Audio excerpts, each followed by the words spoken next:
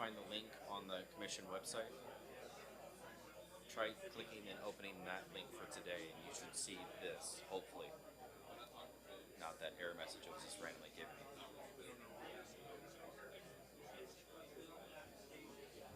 This is a test 1, 2, 3, 4, 5, 6, 7, 8, 9, 10. This will take about a minute and a half for us to hear on YouTube. 1, 2, 3.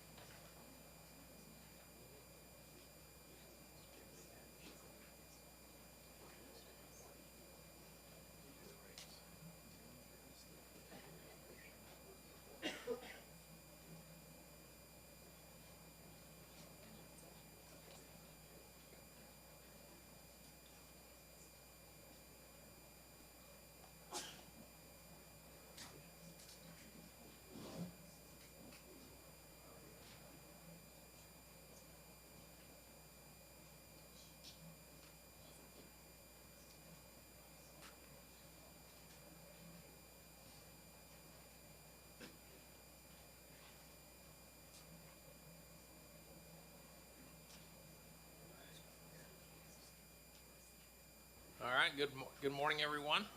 Welcome to El Paso. Before we begin, I'd like to take roll call. I, Chairman Paul Foster, am present. Commissioner Galo. Present. Commissioner McCall. Present. Commissioner Patton. Present. Commissioner Rowling. Present. Commissioner Timmerman. Present. All right.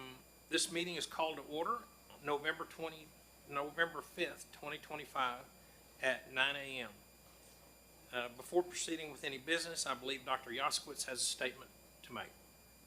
Public notice of this meeting containing all items on the proposed agendas has been filed in the Office of the Secretary of State as required by Chapter 551 Government Code, referred to as the Open Meetings Act. I would like for this fact to be noted in the official record of this meeting.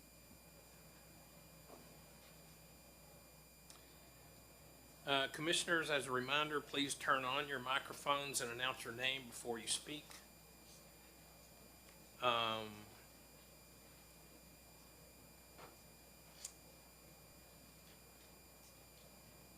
Do I read this red? Okay. Before we proceed, I'd like to announce that work session item number 4, implementation of legislation during the 89th Texas legislative session, House Bill 3088, relating to the authority of the Texas Parks and Wildlife Department to procure goods and services related to items for resale by the department. Recommended approval of procurement methods has been withdrawn from today's agenda. Okay. The first order of business is the approval of the minutes from the previous work session held August 20, 2025, which have already been distributed. Is there a motion for approval? Commissioner Galo, so move. Thank you. And a second? Okay, thank you. All in favor say aye. Aye. Any opposed? Hearing none, the motion carries. The next order of business is the approval of the minutes from the annual public hearing held August 20th, 2025, which have already been distributed. Again, is there a motion for approval? All right, got a couple of them. And a second? Okay. All in favor? Any opposed? Hearing none, the motion carries. Work session item number 1. Update on the Texas Parks and Wildlife Department's progress in implementing the Texas Parks and Wildlife Department Land and Water Resources Conservation and Recreation Plan. We will have an internal affairs update, staff recognitions, land and water resources conservation recreation plan update, fiscal year stocking report, oyster license buyback update, and update on New World screwworm. Dr. Yaskowitz. Thank you. Good morning, Chairman. Good morning, Commissioners. For the record, my name is David Yaskowitz, Executive Director of Texas Parks and Wildlife Department. Welcome to El Paso, the Sun City, home to 2.5 million people in the binational metroplex, the Franklin Mountains State Park, and this being the first Texas Parks and Wildlife Commission meeting to be held here in El Paso. So welcome. Glad to have you all. I would like to provide an update germane to the land and water related plan and functions inside the department, and as is customary, I will start off with the internal affairs update.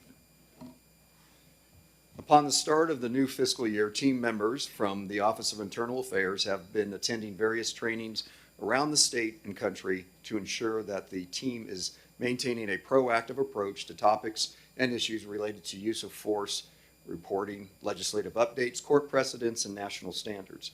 On September 22nd through the 26th, Internal Affairs Captains Cody Hatfield and Joel Parker traveled to Fort Worth, Texas, to attend the FBI Law Enforcement Executive Development Association's Managing and Conducting Internal Affairs Investigation Seminar, which is aimed at enhancing internal control mechanisms to foster greater accountability within law enforcement agencies. Topics covered during the training included effective complaint process, policies and procedures, primary authority investigation of personal complaints, administrative law, disciplinary due process, and the promotion of proper decision-making and defensible outcomes. Presenters and investigators traveled from all over Texas and the United States to attend. The Office of Internal Affairs has submitted the fiscal year 2025 Internal Affairs Annual Report to the Texas Parks and Wildlife Commission for their review. The fiscal year 2025 annual report includes a summary of internal affairs statistics, a case activity information, as well as fiscal year 2026 initiatives. Case numbers and statistical data compiled for the annual report were collected from the Internal Affairs Report Management System identified as IA Pro and the Law Enforcement Report Management System, and that is in your book. During the Association of Fish and Wildlife Agencies conference that was held in Tucson, Arizona in late September, TPWD's Wildlife Division Federal Aid Coordinator, Ms. Amber Andel, was included in a group that received a special recognition award. These awards are given to an individual or group of individuals who have a distinguished record of accomplishment within the conservation community and the advancement of the association's work.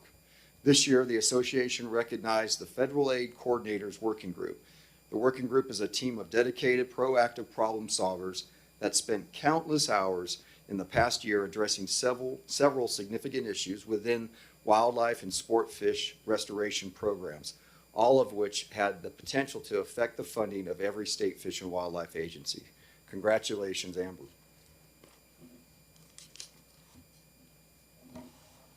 On June 7th, Conservation Partners hosted the East Texas Fire and Nature Festival in Tyler, Texas at the Tyler Nature Center. This campus is operated by the Wildlife Division and houses the East Texas Regional Office Complex for the department. The event's goal was to energize the prescribed fire culture in East Texas through positive exposure, outreach, and hands-on activities. Elementary age students and adults learned about the benefits of prescribed fire from practitioners in East Texas. It was a targeted educational event for the community with staff providing a unique environment for kids immersed into the outdoors.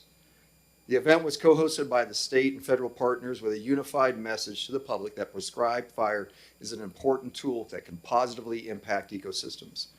Along with the Texas Parks and Wildlife Department's law enforcement, inland fisheries, state parks and wildlife divisions, there were 22 agencies and local organizations represented with 277 registered public attendees. In addition to the many presentations and activities, the department conducted 2 prescribed fire demonstrations for the public to observe and 1 additional post-fire footprint to see the benefits of this important land management practice. Special thanks to Tony Aguilar and the Wildlife Division and the Interagency Steering Committee for conceptualizing, planning, and implementing this event. This ties to Action 10.4 of the Land and Water Conservation and Recreation Plan, which is provide outdoor programs at TPWD sites. It also supports several strategies within the plan that focus on using our facilities to educate work with landowners and partners with effective management of landscapes. The Great Texas Birding Classic is a bird watching tournament created to increase appreciation, understanding, and conservation of birds through education, recreation, nature, tourism, and conservation fundraising. This annual event completed its 29th year this past spring and is open to all levels and ages of birders, from the beginning backyard birder to the competitive lister. And event registration fees raise money for Texas Bird and Birding Conservation Project grants. The winning teams, in fact, of this year's tournament selected $60,000 in bird conservation projects. Action 12.7 of the Land and Water Conservation Plan is to increase the registered number of Great Texas Birding Classic teams from 240 by 2028 to 240 by 2028. This year, the tournament broke records with 226 teams registered, comprised of more than 1,300 participants birding all over the state, achieving 63% growth towards the final goal of 240. We are all well on track to reach or possibly exceed that goal. Thank you to Shelley Plant and her team. The tournament was sponsored by the Texas Ornithological Society and Toyota, and the awards ceremony by Audubon, Texas. TPWD has a long, rich history of wildlife and fisheries stocking efforts throughout Texas to promote healthy and sustainable populations. The utilization of stocking combined with traditional management practices has proven to be a powerful combination in managing Texas's natural resources. In accordance with Texas Administrative Code, the TPWD Executive Director hereby submits the agency's annual stocking report for fiscal year 2025 to the TPWD Commission, and that is also in your book. Next, I would like to call up Robin Reichers to provide you an update on our oyster license buyback initiative that recently concluded, and then Alan Kane to discuss the New World screwworm. Robin?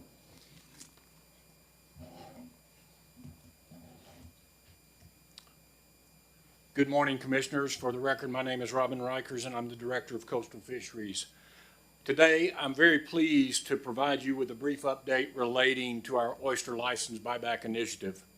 During the 9th round of the Commercial Oyster License Buyback Program, TPWD received 115 commercial oyster boat license applications. And we're pleased to announce that we were able to get 112 of those across the threshold and actually get those licenses bought. That represents a 21% reduction of our total licenses that we had available in Texas.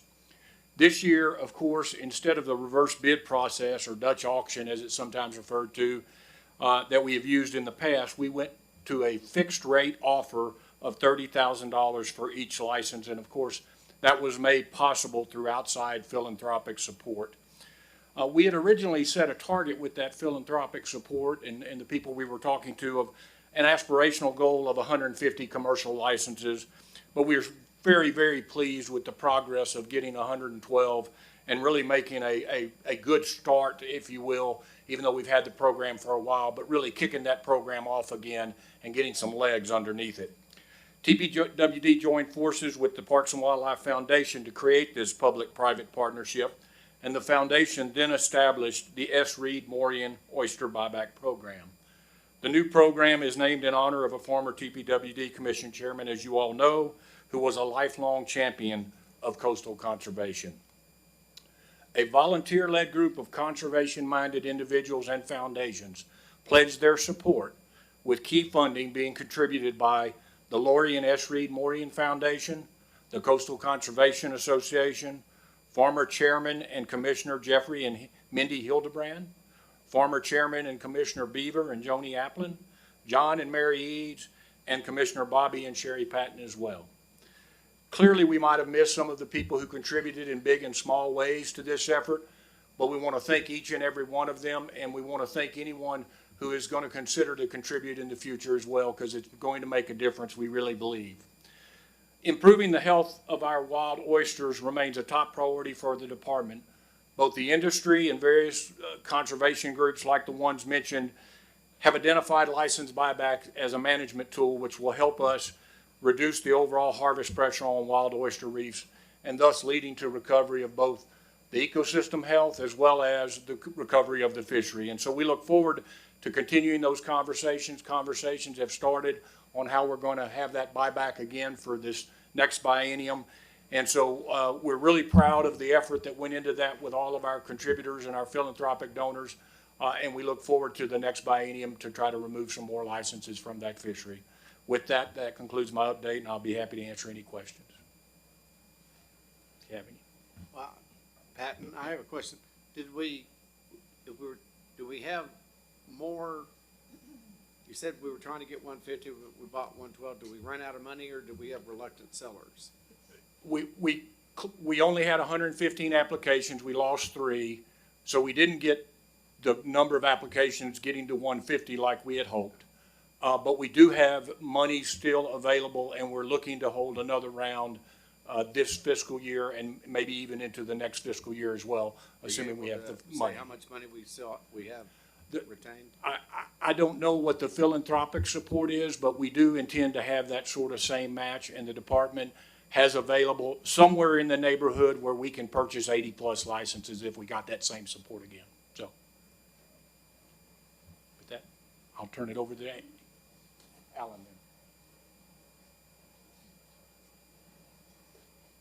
then.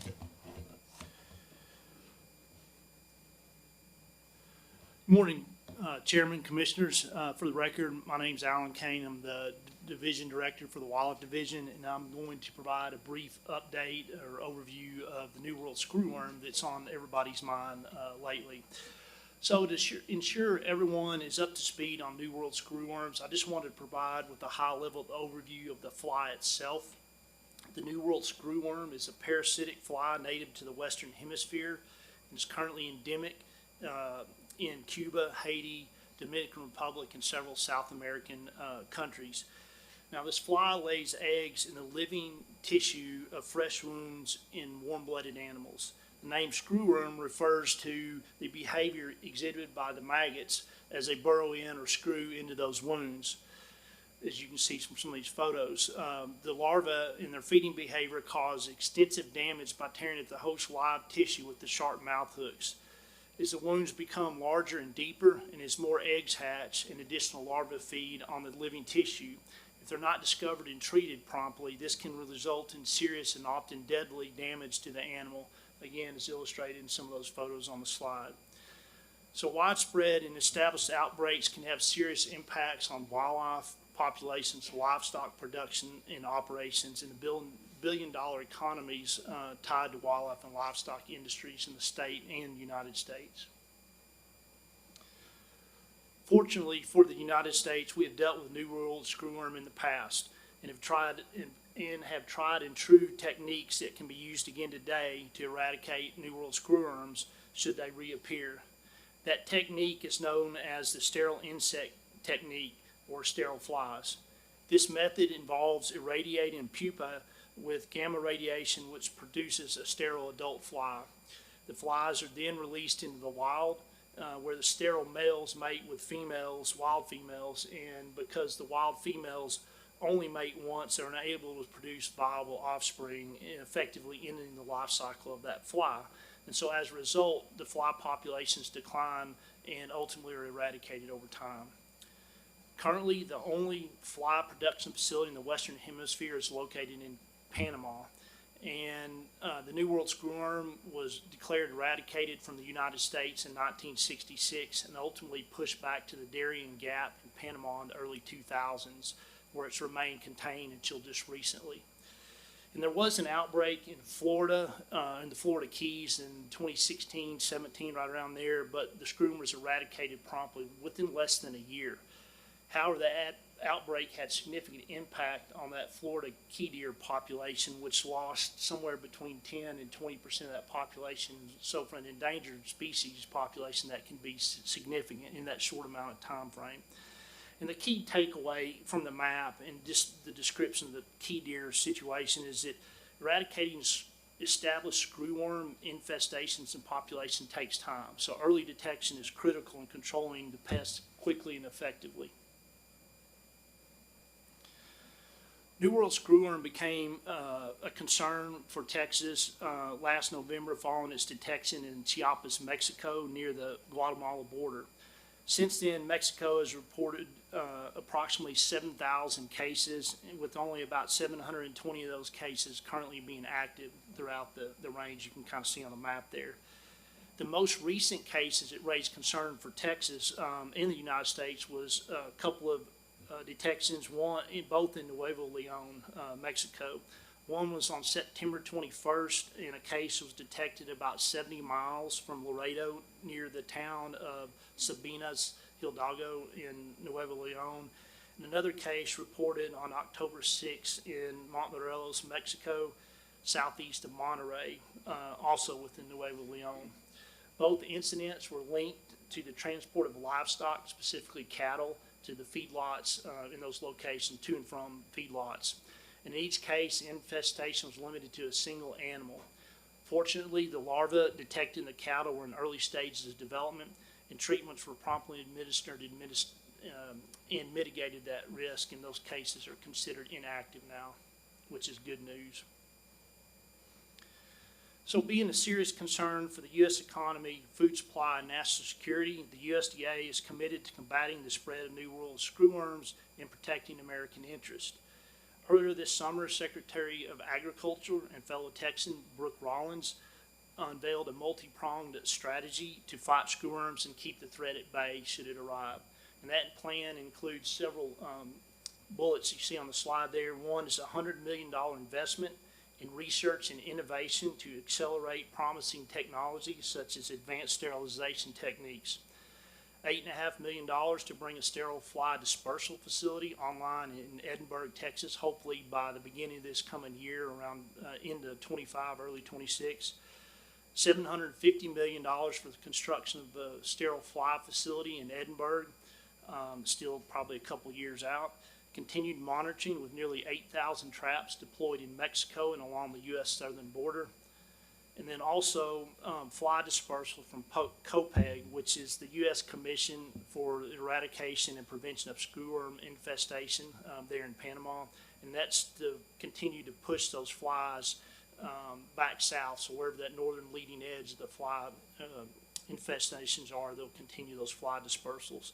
And lastly, $21 million committed to renovate and reactivate a facility in Matapa, Mexico to help with that, push those flies back. As a state, Texas has been developing a response plan in the event that New World screwworm arrives in Texas. This response is a multi-agency effort with the Texas Animal Health Commission taking the lead role in coordinating the response. The department will support Animal Health Commission with a primary focus on addressing New World screwworm infestations in native wildlife species within affected areas.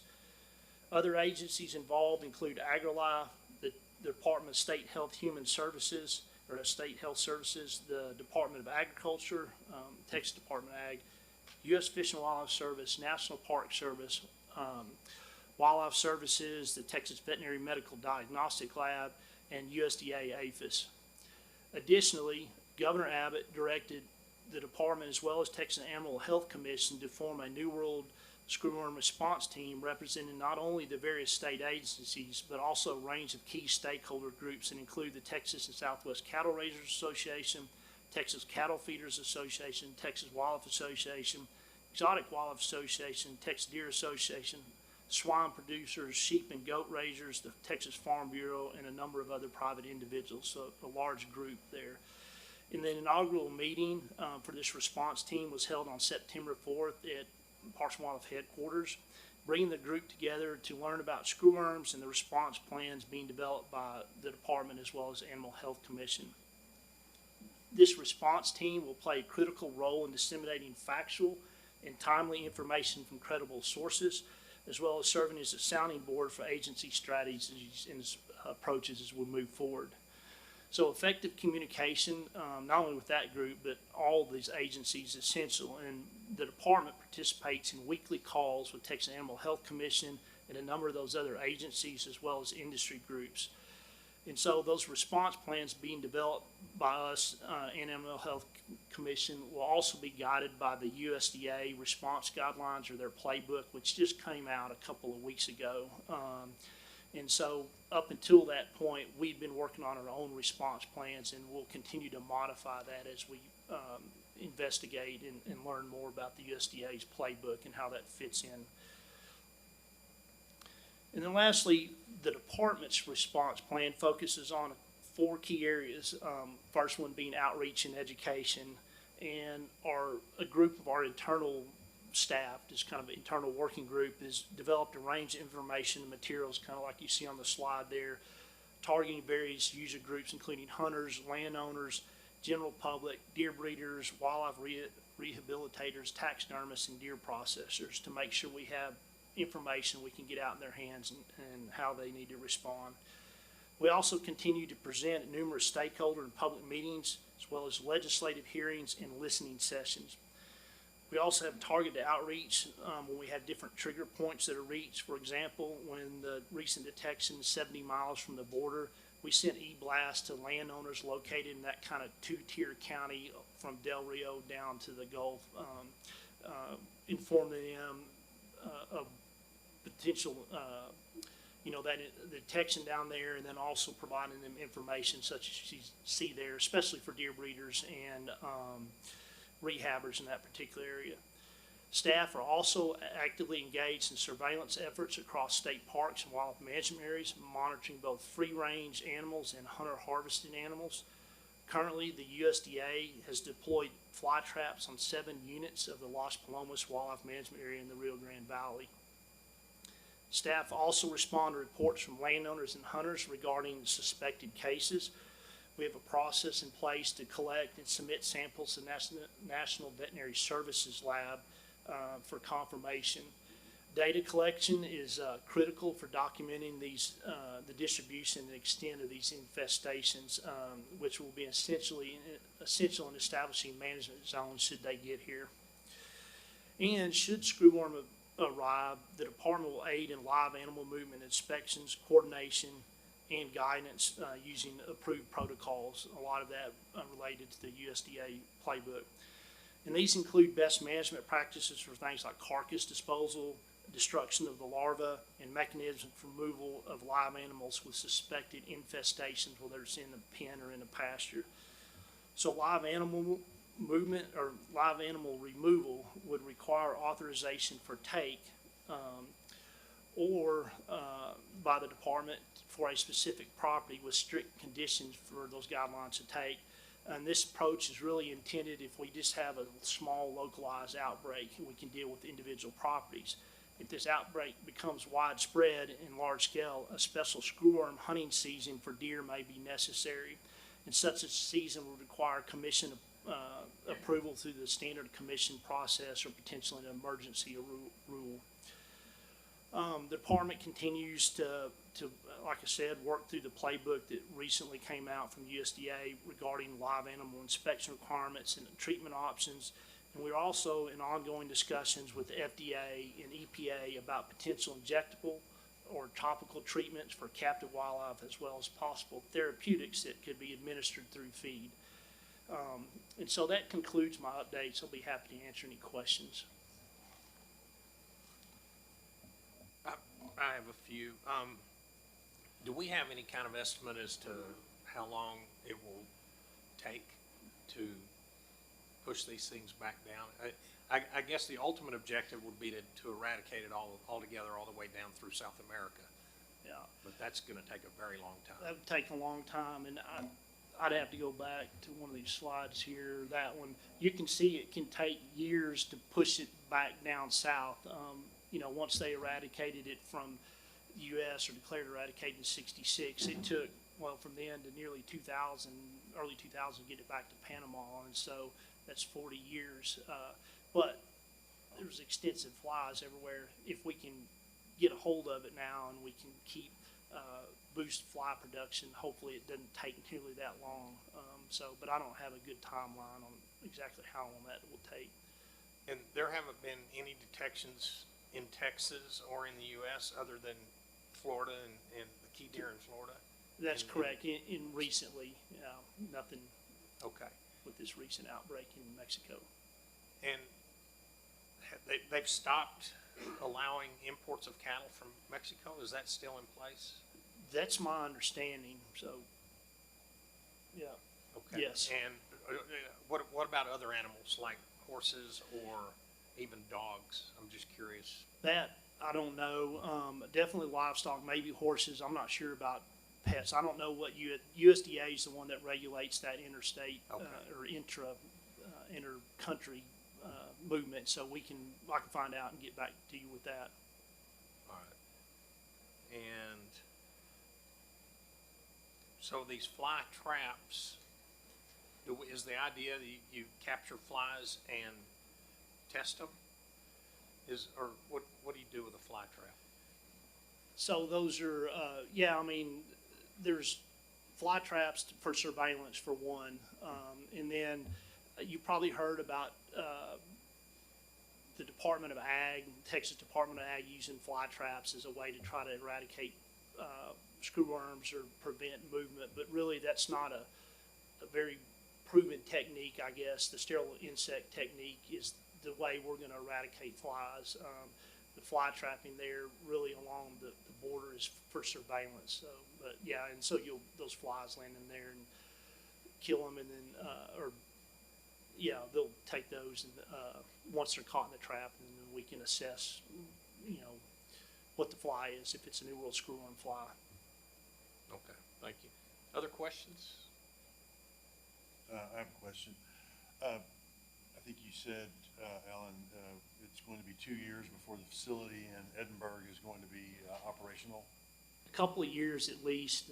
They don't have an exact timeline, and I don't know how the federal shutdown will impact that. Certainly could be delayed longer. So that's why Brooke Rollins committed that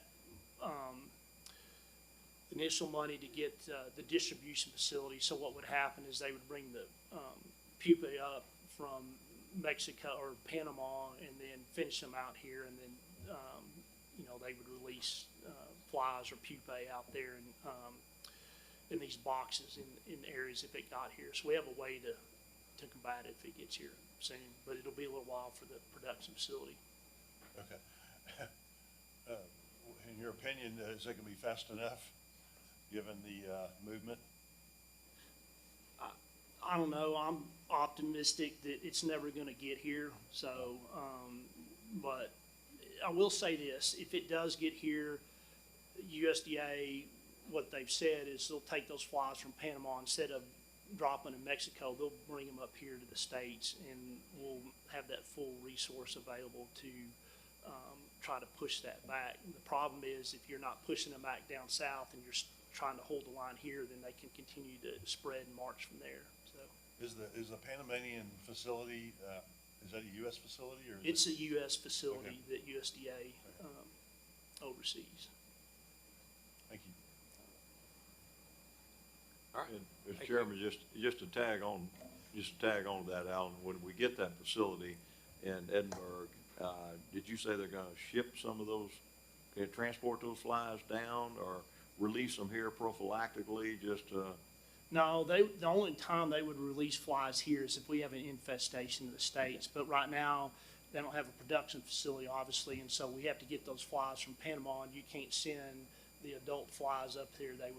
They wouldn't make the trip, and so they've got to send the pupa up here, and then they'll finish out that process, the life cycle process, so they can begin to release those if it gets here. But we're not going to preemptively try to disperse flies. Gotcha. All right, thank you.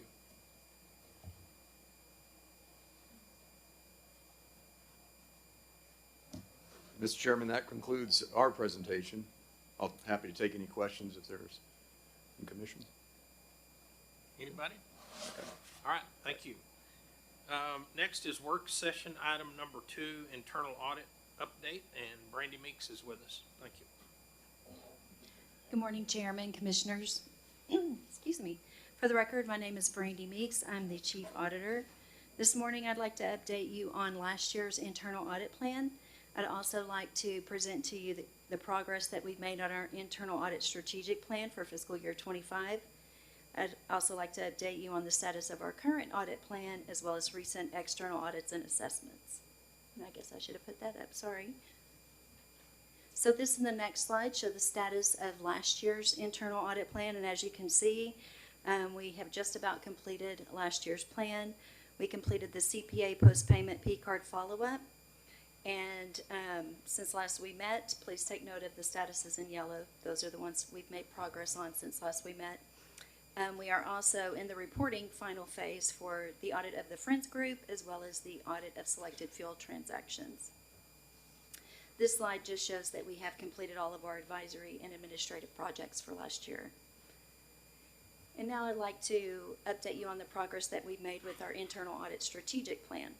So Principle 9.2 of the Global Internal Audit Standards requires that the Chief Auditor work with the governing board to develop an internal audit strategy. In March of this past year, the Audit Subcommittee approved Internal Audit Strategic Plan. This and the next 5 slides present our strategic plan and how well we met that plan. Our plan consisted of 4 objectives. The first 2 are shown above. Objective 1 was to ensure alignment of the annual audit plan with the highest risks to the agency's strategic plan. We met this objective via the methodology that we use to perform our annual risk assessment. The tables on our divisions On our annual risk assessment questionnaire to all of our division directors, start with the identification of the division's strategic objectives, and then we work with management to understand the activities and processes implemented to meet those objectives. Next, we identify risks to those activities and processes and the impacts to the agency should those risks occur. Although I believe that we met this objective with our current risk assessment methodology, I do have some ideas on how we might be able to improve that methodology going forward, and I plan to work with my team this year as well as the COO to revise that methodology if needed, and then of course present that to the audit subcommittee if any changes are made prior to starting that process this next year. The second objective is to ensure sufficient completion of the internal audit plan commensurate with internal audit resources. The goal is to be within plus or minus 10% of the target. So for example, if we stay fully staffed all year, then the target is 100% of our plan to be complete by the end of the fiscal year. This year, we did lose one auditor in May, so we had a vacancy of 520 hours. The target, therefore, was 95.83% of our plan. We looked at the metric for both inputs and outputs. Inputs were the hours to complete the projects, and outputs were the actual audit reports. We completed 92% of our projects last year, which is within 10% of the 95.83% target. And we also used 92% of our hours, so we will roll within our 10%. Therefore, we met Objective 2. Objective 3 was to hire, retain, improve, and ensure the proficiency of our auditors. For hiring and retaining, our goal was to provide executive management and the audit subcommittee with resource analysis for consideration in salary adjustments and resource adjustments. This was provided to the audit subcommittee and to executive management in July. The analysis showed that with the exception of our internal auditor 2 position, all auditors made below the average pay for the state auditor classifications and for Article 6 agencies. And in fact, we posted our internal auditor 2 position that was vacated in May of this year, and we only got 11 applicants for that position. Also, just last week, I did lose a senior internal auditor who went to work for another state agency doing accounting instead of auditing for more pay. So I do think it's going to be challenging for us to fill our current positions with the budget that we have, and this, of course, might impact the completion of our plan this year. But I have been working with HR and the COO, and we've come up with some ways to maybe mitigate this the shortfall, as well as to retain our current auditors. I don't want to lose any more, given these very limited resources. Let me go back. As far as improving our auditors and ensuring proficiency, we had a goal of at least 14 in-person continued professional education hours versus strictly online, as well as the expectation that all auditors meet their individually required CPEs, which could differ based on the different certifications and license that each auditor holds. The Yellow Book also requires 80 hours of CPE for every auditor to get every 2 years, and for fiscal year 25, all auditors met the 14 hours of in-person CPEs, and 5 of the 6 auditors met the requisite 80-hour CPEs over the last biennium. The one auditor that did not was actually out a lot on FMLA. So starting with this fiscal year, we will continue to have that same goal, but we are also adding a goal of taking at least 2 hours of CPE in artificial intelligence and in data analytics each, and in using artificial intelligence on at least one phase of our audit engagements this next year. In my opinion, we partially met this requirement, this objective. For evaluating the proficiency of our auditors, each audit engagement requires a knowledge, skills, and ability statement to be completed prior to starting the engagement. If it's determined that we do not have the expertise to perform the engagement, we will not proceed. Every engagement this year attested to the requisite KSAs prior to the commencement of the project. The fact that we met this proficiency objective was also depicted on the post-audit surveys, where 88% of respondents answered in the affirmative when asked if the auditor was knowledgeable. We also asked a handful of questions on the post-audit survey to ascertain our professionalism, ethics, and if our work product, our audit reports, are viewed as value added by the auditee. 85% of post-audit survey respondents answered in the affirmative to these questions. So in seeing the results from this first year, me and the COO have discussed this, and we believe that 85% is a good target to aim for, and of course we will try to improve on those numbers as well. Just wanted to point out, though, that there is a correlation between a favorable audit rating and a favorable post-audit survey, so we always have to keep that in mind. And for the last objective, to continuously improve the Chief Auditor's Office through a robust quality assurance and improvement program, we totally revised our standards and compliance tool used at the end of every project to evaluate whether the engagement was conducted in compliance with the newly revised standards.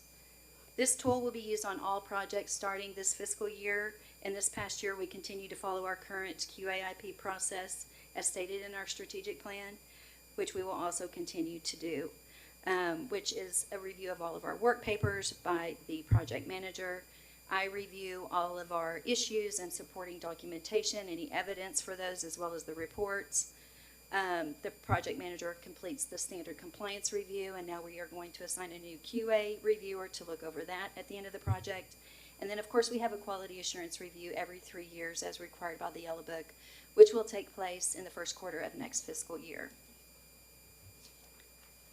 So, in summary, for this first year of our internal audit strategic plan, I do feel like we met objectives 1, 2, and 4 and partially met objective 3, and we will continue to improve on that strategic plan. So just to recap fiscal year 25, the Chief Auditor's Office successfully updated our processes for compliance with the new global internal audit standards.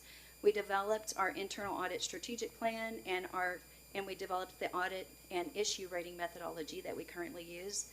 We met our strategic plan's KPIs for fiscal year 25, including completing 92% of our audit plan. We performed a quality assurance review for DIR's internal audit function, earning the requisite points for our peer review due in Q1 of next year. We participated in 2 team building activities with HR, and we continued to represent the agency by serving on the Board of Governors for the local chapter of the Institute of Internal Auditors. Now I'd like to provide you a status of this year's internal audit plan. As you can see, the top 2 projects are those that rolled forward from last year, which are currently in the reporting phase. We have also made progress on 5 of the 8 assurance projects for this year. We are currently in the planning phase for our 3 state park fiscal control audits. We are in the reporting phase for our audit of our law enforcement and communication key performance measures, and we are in the planning phase for the audit of TPWD surplus processes. And then we've also completed some of our administrative projects. We've completed our fiscal year 25 annual report, our Chapter 59 review of law enforcement seizures and forfeitures, and the semi-annual report that came out in the first quarter of this year for all audit items due in Q3 and Q4 of fiscal year 25. And of course, we're following up on all audit items due during the first quarter of this year. As far as external audits and assessments, ongoing is the National Fish and Wildlife Foundation's 2025 Expenditure Verification Program for the Non-Federal Gulf Environmental Benefit Fund, or the Dagger Island Project. That is ongoing, and no external audits or assessments have been completed since last we met. And this completes my presentation. I'm happy to take any questions you may have. Thank you, Brandy. Any questions from anybody? Your issue that you raised about our pay scale and the inability to attract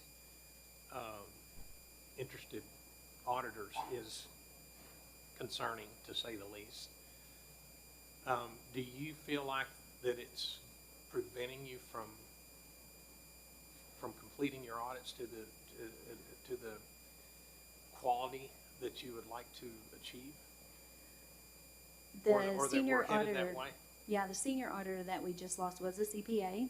It's very hard to attract CPAs and those with professional designations with the pay scale that we have.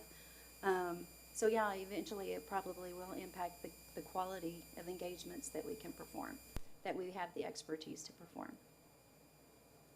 And in your experience, other government agencies in Texas, some of them have higher pay scales for the same Yes. similar positions? Mm-hmm. Okay. Yes, sir. I think this is not just an issue in audit, but Chairman, if I may, for the record, Craig Bonds, Chief Operating Officer. So as we've foreseen this issue, and as part of our legislative appropriation request for the previous session, we asked for some salary compensation dollars for the entire agency. And so we were fortunate enough, the legislature did provide us with $5 million over this biennium, so $2.5 million a year. And our HR division, in consultation with us, has undertaken a data-driven, very objective approach to this. So they've looked at a two-variable approach where we've compared classifications to the SAO's midpoint for the salary range for that classification.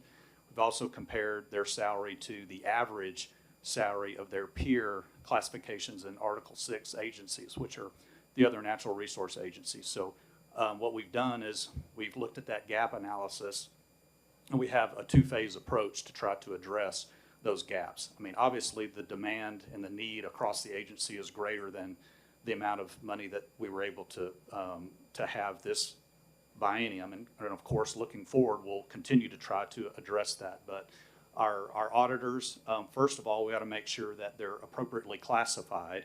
And then once we know that, then we need to look at that gap. And we've already taken a phase one approach that was effective November 1st. Then there's a second phase that we're going to be looking at in the new calendar year. And so I think most, if not all, of our auditors, including our chief auditor, those salary adjustments have been made as far as the phase one. And then we're also looking at opportunities for a phase two adjustment. But clearly the need is going to remain for us to continue making progress into the future as well.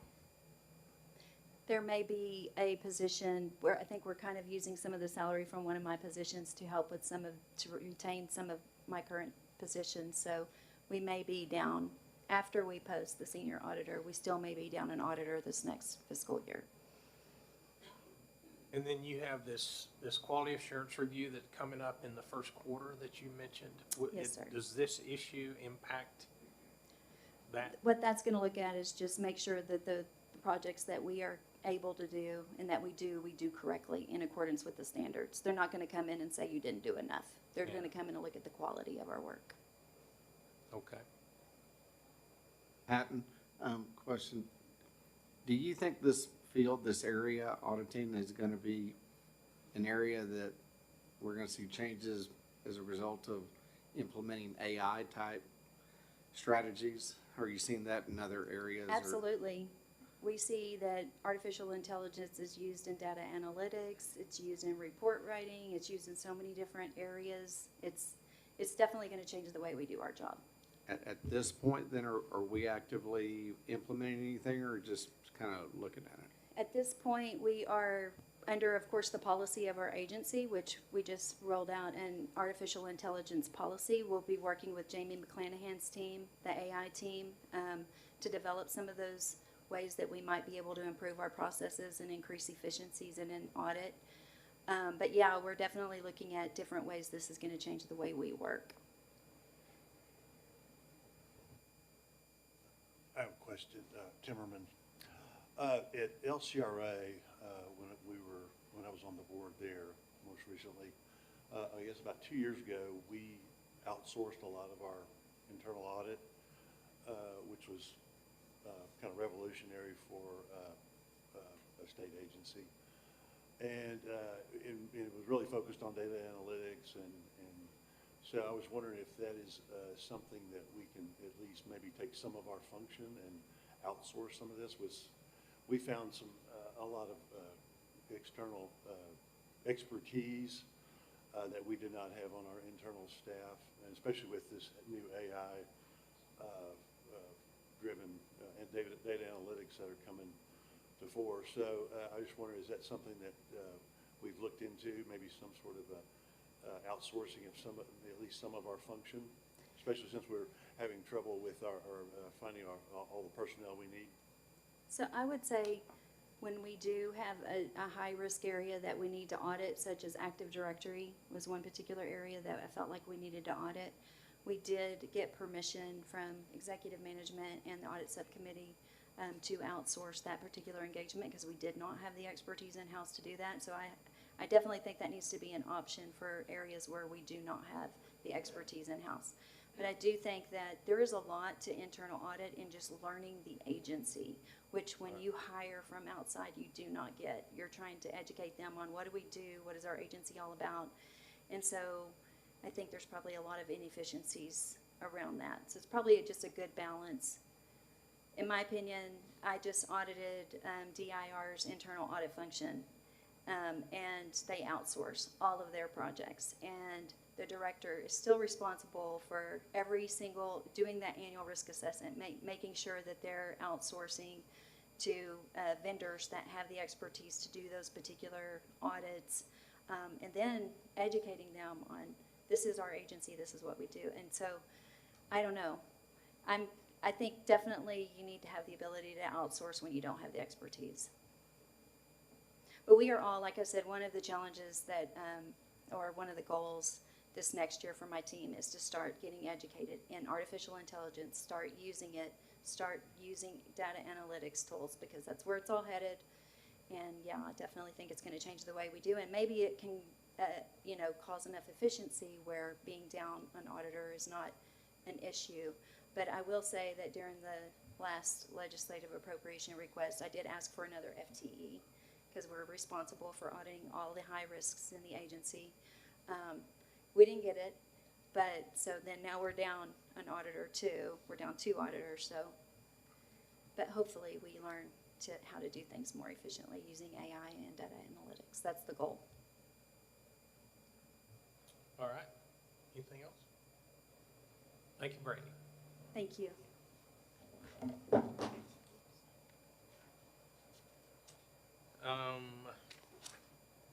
Next is work session item number 3, nonprofit partner rules, Texas Parks and Wildlife Mutual Association. Request permission to publish proposed changes in the Texas Register. Mr. James Murphy. Thank you, Chairman, Commissioners. I'm James Murphy, General Counsel for the department, and I'm here today to present on a proposed rule change to our nonprofit partner rules related to the Texas Parks and Wildlife Mutual Association. So the Mutual Association was founded in 1956. It is a independent, tax-exempt nonprofit organization. It has a mission to provide benefits to the families of deceased members. Members are current and retired Parks and Wildlife Department employees, as well as their spouses if signed up. And essentially it's a very immediate death benefit to those families. Try to get $5,000 to them within 2 days, and it provides that little bit of bridge money that can help in those moments of sadness. And so we have a board that is effectively current and former employees. That changes a little bit depending on who all has signed up to be the president. But these are voluntary positions, and what we have identified is that we need to make a rule change in order to improve the standing of the mutual association. They're in the need to do a pretty significant membership drive to grow the membership of the department. In order to do that, they want to do some work to our website. They want to use email addresses. The board would work on their own time during break hours, but using state property, and that's something that's allowed by our nonprofit partnership authority in the Parks and Wildlife Code. If there's a benefit to the department from that, we see a clear benefit to the department from the mutual association. There is a conflict of interest rule in the current rules that prohibits a current department employee from serving on the board of directors for a nonprofit partner. We performed a conflict of interest review for the mutual association and determined that we don't really think that there's a conflict here for this organization. It's an automatic payment of an automatic amount. There's really no discretion or opportunity for this volunteer board of current and former employees to misuse any funds. And so we have made a determination and an exception to this nonprofit conflict of interest rule is appropriate for the mutual association. And so with that, staff requests permission to publish proposed rules in the Texas Register for public comment. Certainly happy to answer any questions. Thank you.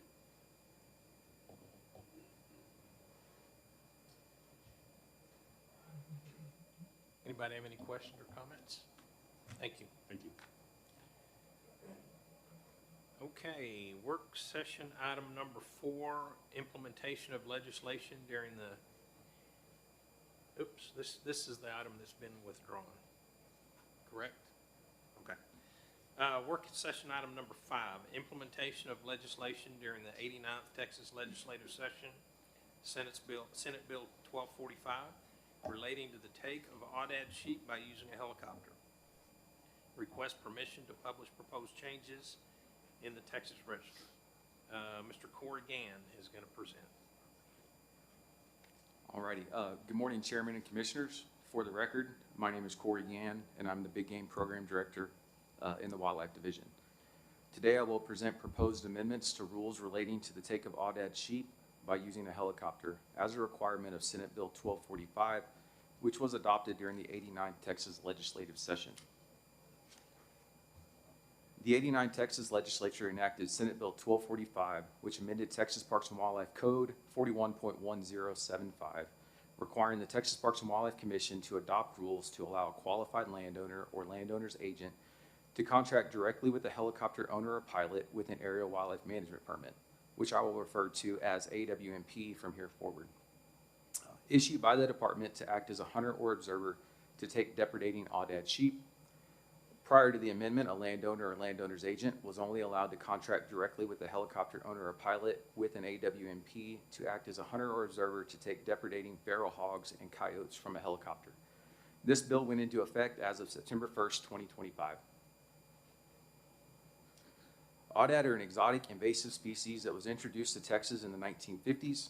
They were originally released into areas like Palo Duro Canyon and have since established populations across the state, particularly in the Trans-Pecos region, where they can degrade fragile habitats at high population densities. Not only do they directly compete with our native desert bighorn sheep and mule deer for resources, but they also pose significant threat of transmitting Mycoplasma ovipneumonia, or MOV, a bacteria that causes pneumonia, to desert bighorn sheep. This disease has had devastating impacts on bighorn sheep populations throughout the western United States and has caused significant declines in the Texas desert bighorn sheep population.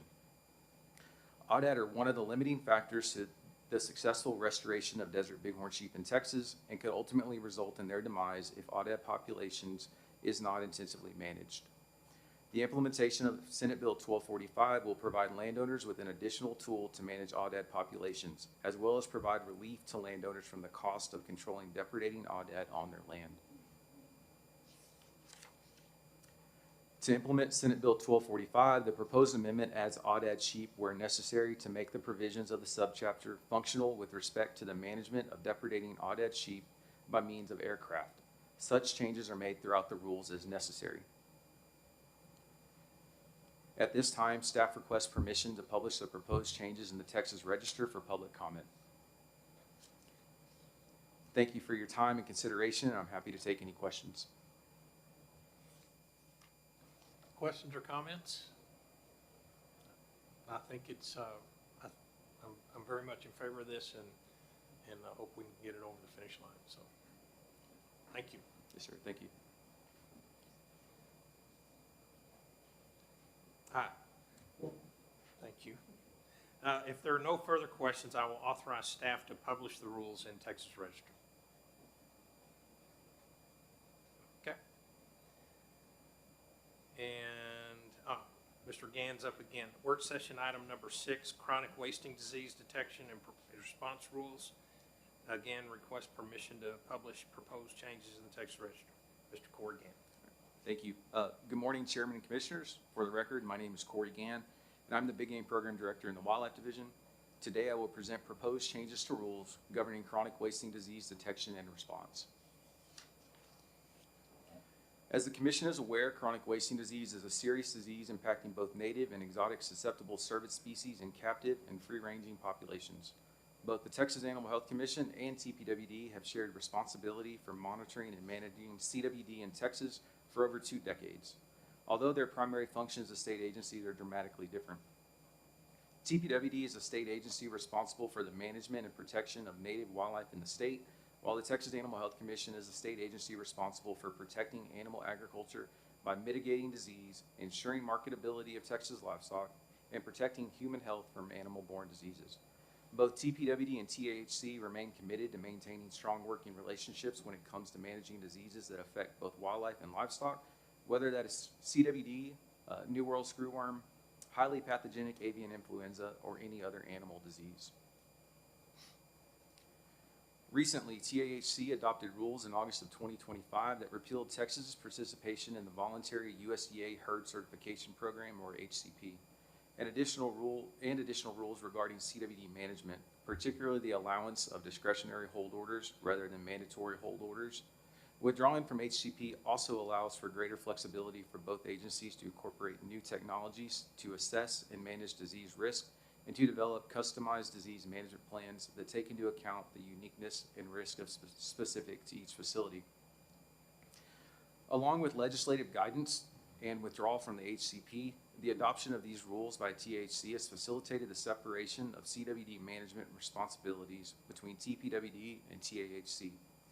Moving forward, TAHC's responsibility will focus on exotic CWD susceptible species under their jurisdiction, and TPWD's responsibility for CWD management will focus on native CWD susceptible species under TPWD regulatory authority. The separation of responsibilities necessitates the need to amend TPWD regulations to ensure the department is able to maintain the integrity of CWD management that otherwise may have been addressed by THC authority or regulation. TPWD will continue to maintain a strong partnership with TAHC going forward, particularly at the nexus of livestock and wildlife disease management. The proposed amendments in this rule package include changes to disease detection and response and deer breeder permit rules, and can be grouped into 4 general categories, including carcass disposal rules changes, removal and cleanup of references to Texas Animal Health Commission, definition modifications, and rule language clarifications. The remaining slides describe the proposed changes associated with each of these categories. The proposed amendment concerning deer carcass movement restrictions would apply current carcass disposal rules to all dead deer or parts of deer in a person's possession, not just deer killed by hunting, and address the disposal of deer that die within breeding facilities. Current statewide carcass disposal rules require burial, disposal in a landfill, or returning unused carcass parts to the property where the animal was harvested. Improper disposal of carcasses of deer that died within a CWD exposed or positive deer breeding facility are a concern for potential spread of CWD and had been managed through TAHC hold orders or quarantines. Because TAHC will no longer be applying hold orders or quarantines for native whitetail or mule deer exposed or positive facilities, staff are also proposing carcass disposal to address this risk. The proposal would require deer that die in these facilities to be buried or disposed of in a landfill. Additionally, the proposed amendment would require persons transporting carcasses of dead breeder deer to a landfill to possess a completed disposition document on a form approved or supplied by the department, which would be required to accompany deer carcasses during transport and until the carcasses are accepted at the landfill. The proposed amendment is necessary for law enforcement, should the need arise, to document the identification of deer that no longer bear permanent identification due to the permanent identification being submitted along with tissue samples as part of postmortem CWD testing requirements.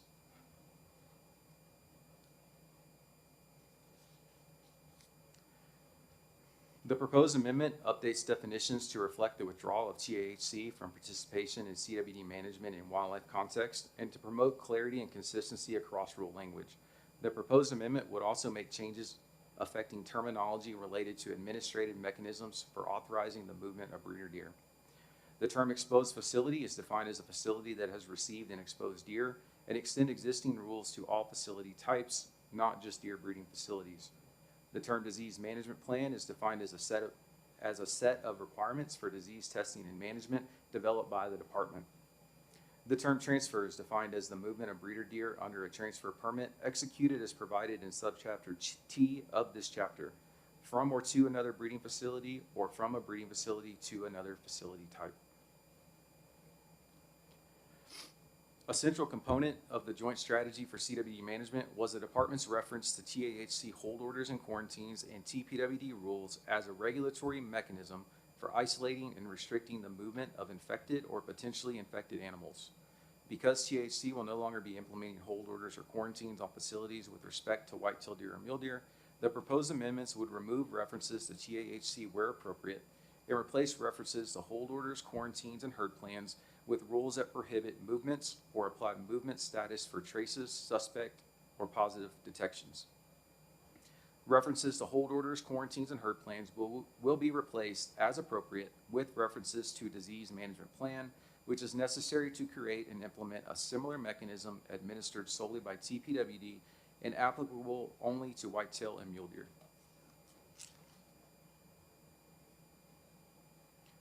Although the term facility has long been defined by rule to apply to any location required to be registered in TWIMS, the term has become synonymous with deer breeding facility. To promote clarity and consistency across rule language, the proposed amendments would remove all references to release sites and replace them with references to release facility.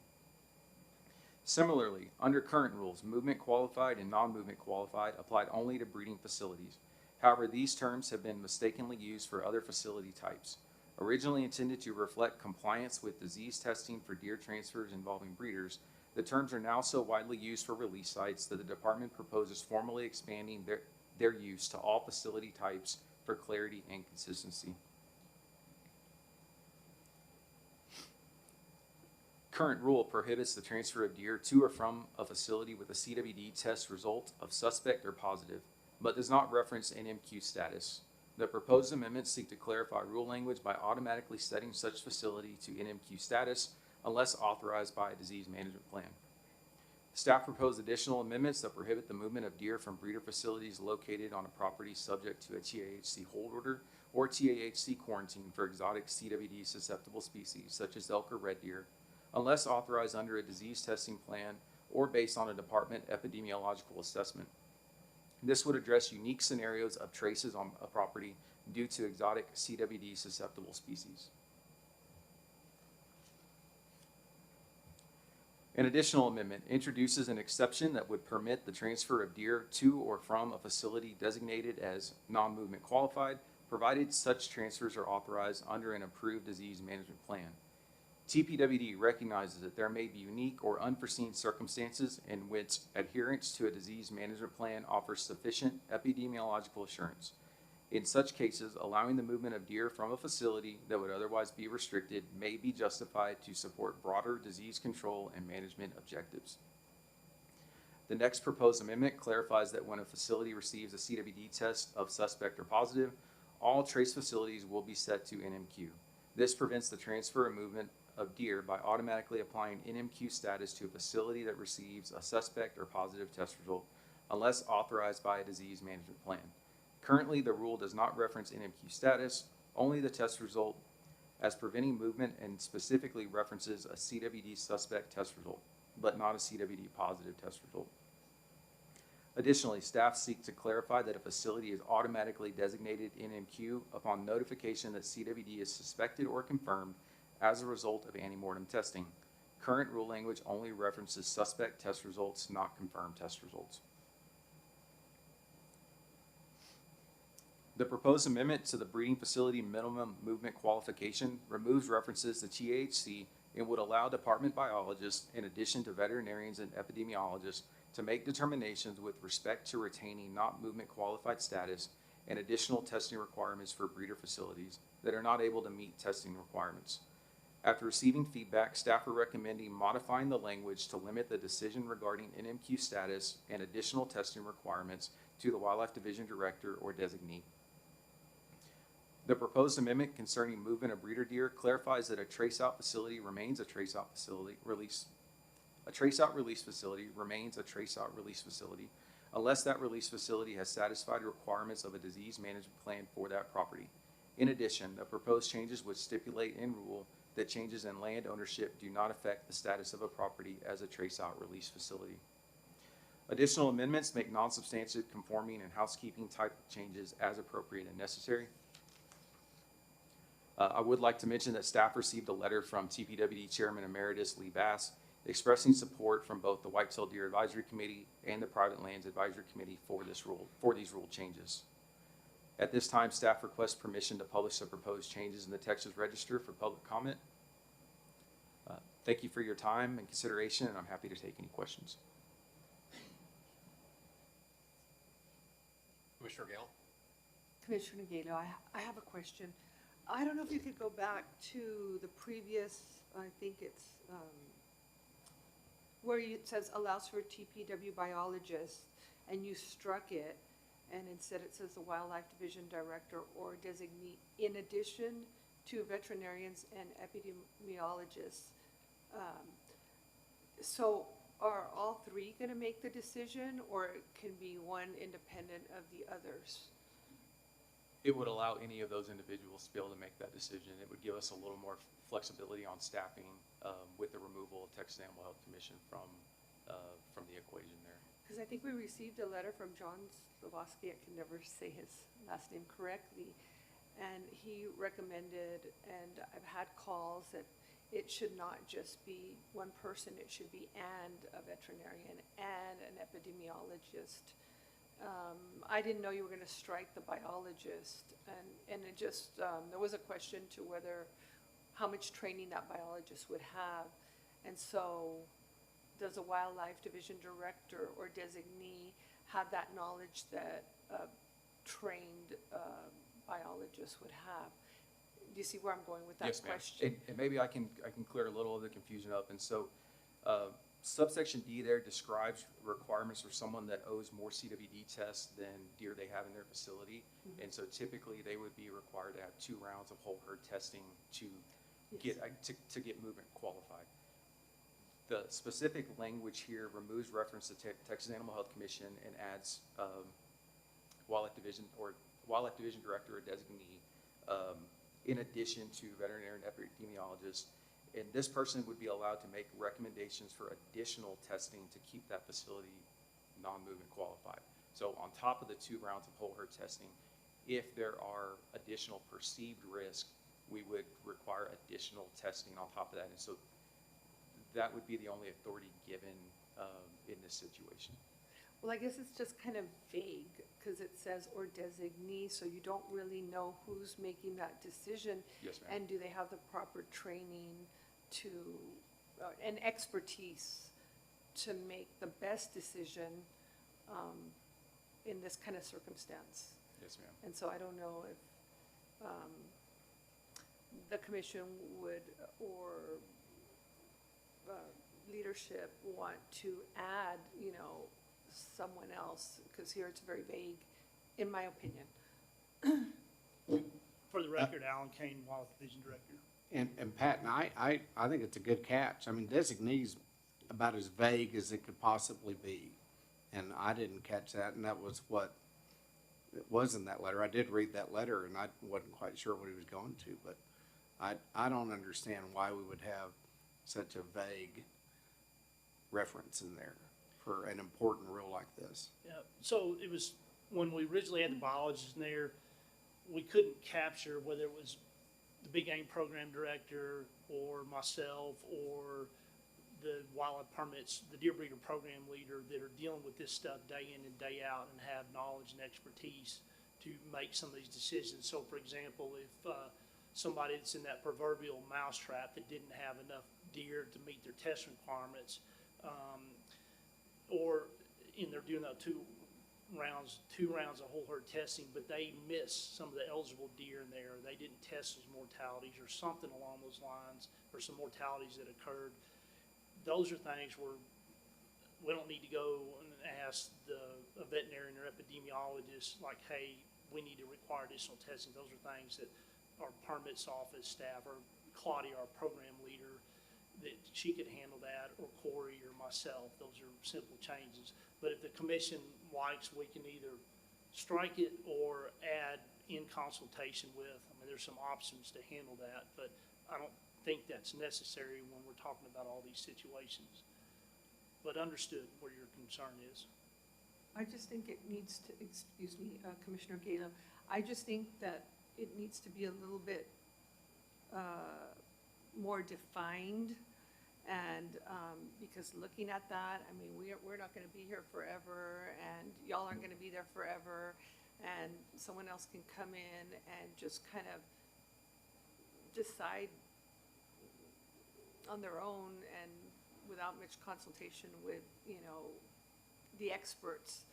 I mean, this is, Well, our staff do deal with this every day. I mean, you don't, I understand yeah, I where understand. you're coming from, but, if the commission would like, we can strike the language, we can remove this. I mean, if y'all have some guidance, we'll, or, I just don't think one person should have all that power. I think they should have to, or be required to, consult with a veterinarian or an epidemiologist.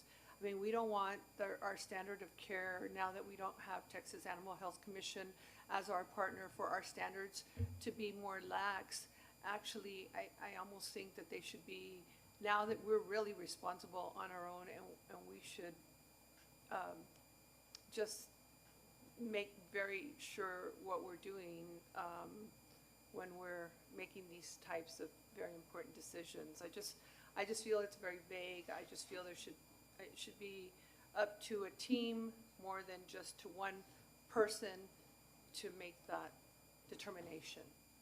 so we could add just, if it would help clarify, maybe we add the word water division director or designee in consultation with the veterinarian or epidemiologist. Would that satisfy? Well, I don't think you have to put in consultation, just put and a veterinarian and an epidemiologist. I mean, you could- Okay. we I mean, can- what do you think, Bobby, or anyone else? I mean, Well, I think I'm more concerned by just the vague designee, because that could be anything. And then but to Commissioner Galo's point, it would be the Wildlife Division Director and a veterinarian there. I just don't think unilaterally, even if it is our Wildlife Division Director, should make this decision. It seems like it should be some type of redundancy, some type of safeguard there, because it implies it, but it doesn't require it, the way I So read it. So we could strike the word designee. Well, that would solve my issue. But then if we are implying that we want, in addition to vets and epidemiologists, then maybe we should say and. But, We can do that. okay. Well, I think that's worth looking at, and then, of course, it would be something we vote on tomorrow, right? So we would. No, this is just, again, this To is just publish. permission to publish, to Right, go out for public but- comment, so we'll come back in January, so So we come back tomorrow to give permission to publish. no, that's today. That's right We now. won't hear this All right. today. So what we can do, if that's where y'all wanna go, we can make that adjustment before it goes to the register for public comment. I think so. I think it would be prudent. And then I guess just for my clarification, Patton, when you use the word designee, what were you contemplating? It'd be- Who's a designee? Big Game Program Director, the Deer Breeder Permits Program Lead that deals with this every day, day in and day out, Whitetail Deer Program Leader, those three. But And if you wanted to name them, add them, I think that might Yeah. satisfy me. But just having this designee, Understood. okay. Commissioner McCall. Yeah, Commissioner McCall, mine was on another little area when you, talked about having a release site, changing that to facility. That's, some addicts don't really care about that. But recently, and I talked to, David about this. We had 5 deer that were taken to a release facility, tested negative, and then later on, from the place they came from, there was a positive testing. So now I suppose that becomes a suspect site that's out there because those 5 deer were there. And they were told to, if they could eliminate those 5 deer, that would be okay, which we all know they can rub noses, and we've got the double fence line and all of that. So I guess the question is, and it's a large facility, a large release site. If it's a small one, it's a little easier. If it's large, sometimes you can't find those deer again, even though they're tagged. So is there a standard way that, those 5 deer may be, as sterile from this disease as they could possibly be? is there a standard way under this that a suspect site can become a non-suspect site? And what are the plans for that to happen? I mean, it can't just say be suspect forever. Yeah, good question, Commissioner McCall. So in those instances, what you're talking about is somebody that received exposed deer, they went to the release site, would consider those trace release sites. And so they either got to remove those trace deer, which is actually required under our rules right now, and they need to try to remove those. If for some reason they can't, they would enter into a disease management plan that Corey's referenced here that would have testing criteria in there, that they would need to test a certain number of deer to provide confidence that the disease is not out there. And once they meet those testing thresholds, they would be able to be cleared from that trace designation. So they would be testing Testing, post-mortem deer that they've taken for a period of time. Yes, hunter harvested deer. And then once they're all cleared, then they can be removed from that suspect category. Yes, So it doesn't necessarily change what they're doing, other than there's no transportation of deer out of that facility until that is removed. Yeah, Am I right on that? so, yeah, so on release sites, the pasture, you can't, there's no mechanism to move deer off of there. We don't allow that.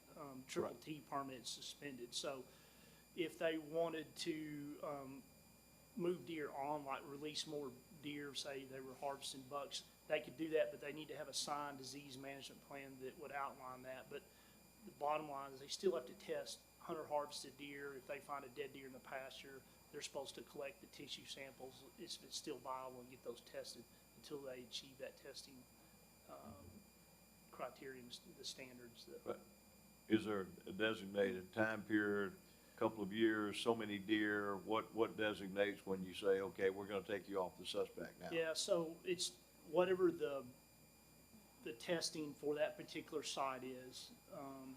For example, if you want to test it a rate of 95.5, you've got to test 95% confidence I can detect disease at 5% prevalence. I have to test X number of deer based on either the population out there or just the maximum number of deer for that, or for an infinite population. They test that rate, and if they're all not detected tests, then we'd evaluate and clear them from that status. And so it doesn't impact their operation. They can still hunt. They can still do everything they want to do. They just have to test. And that may take, they may be able to get it done in 1 year. It may take 5 years. It may take 7 years. It's just however long it takes for them to test those deer that they're required to test. And just so we're clear, if you're a trace release site and I received deer yesterday, I have to wait 24 months post-exposure. So when those deer arrived on my facility before the tests start counting, just because the disease has a long incubation period. And so that's when they start counting. But once they start counting to get them out from under the disease management plan and the trace, it's just however long it takes them to harvest those deer. Could be 1 year, it could be 3 years, could be 5, just depends on how much they want to harvest. Right, I just want to make sure we've got some consistency. We want to contain the disease, obviously, but then again, hypothetically, this could be, as sterile as any other facility out there, and there just has to be a way to prove that to get them off the list. And just want to make sure we've got some consistency on that under this plan. Yep, we will. All right, thank you. Thank you.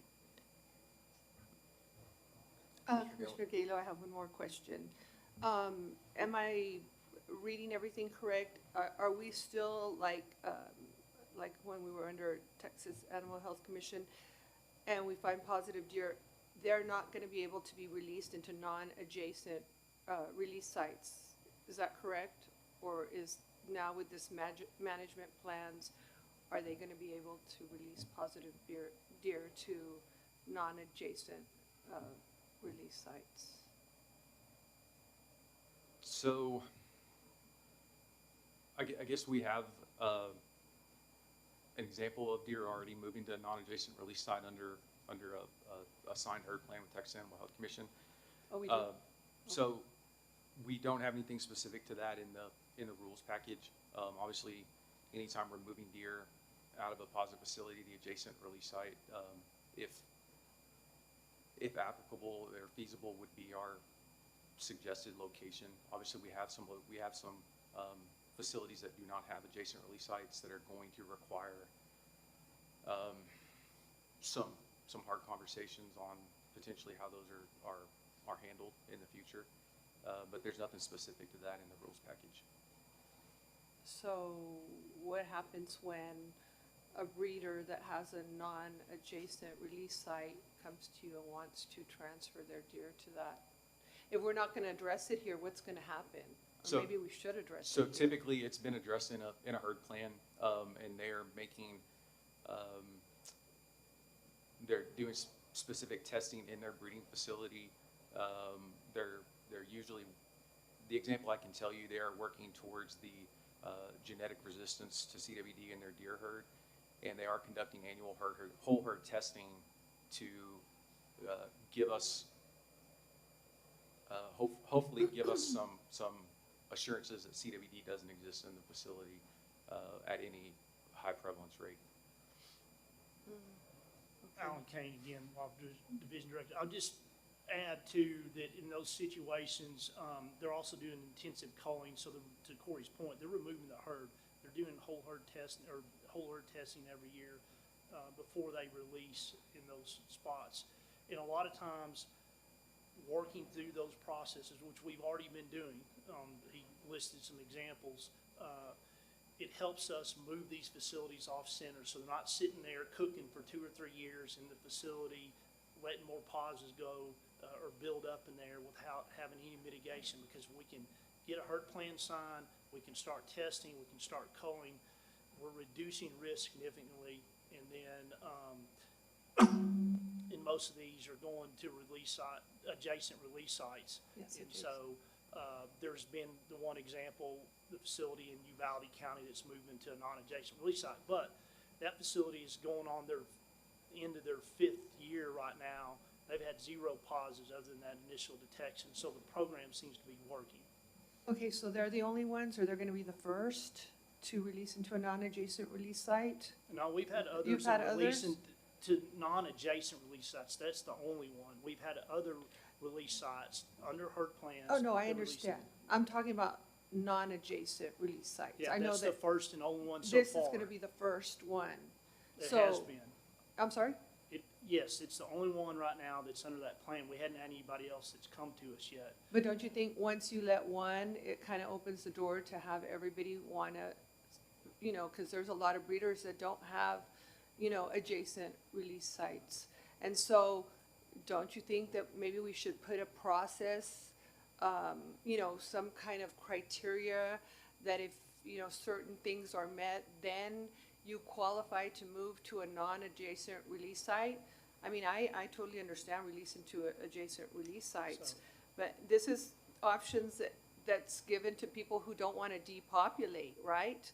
Yeah, That- and Okay. to be clear, those criteria in place in those herd plans or disease management plans, the property that's doing this, they have to cull all their deer. They have to do annual whole herd testing. They're already doing those things, and that's the model we would use for other places if there's a non-adjacent release site being considered. And how long ago was that one done?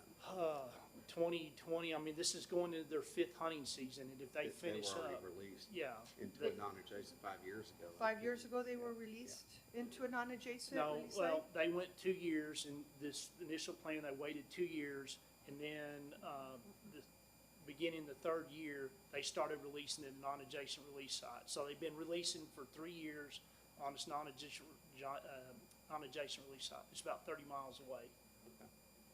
But but I guess what I'm saying, I understand what they do, but don't you think that that should be written somewhere or It's- not?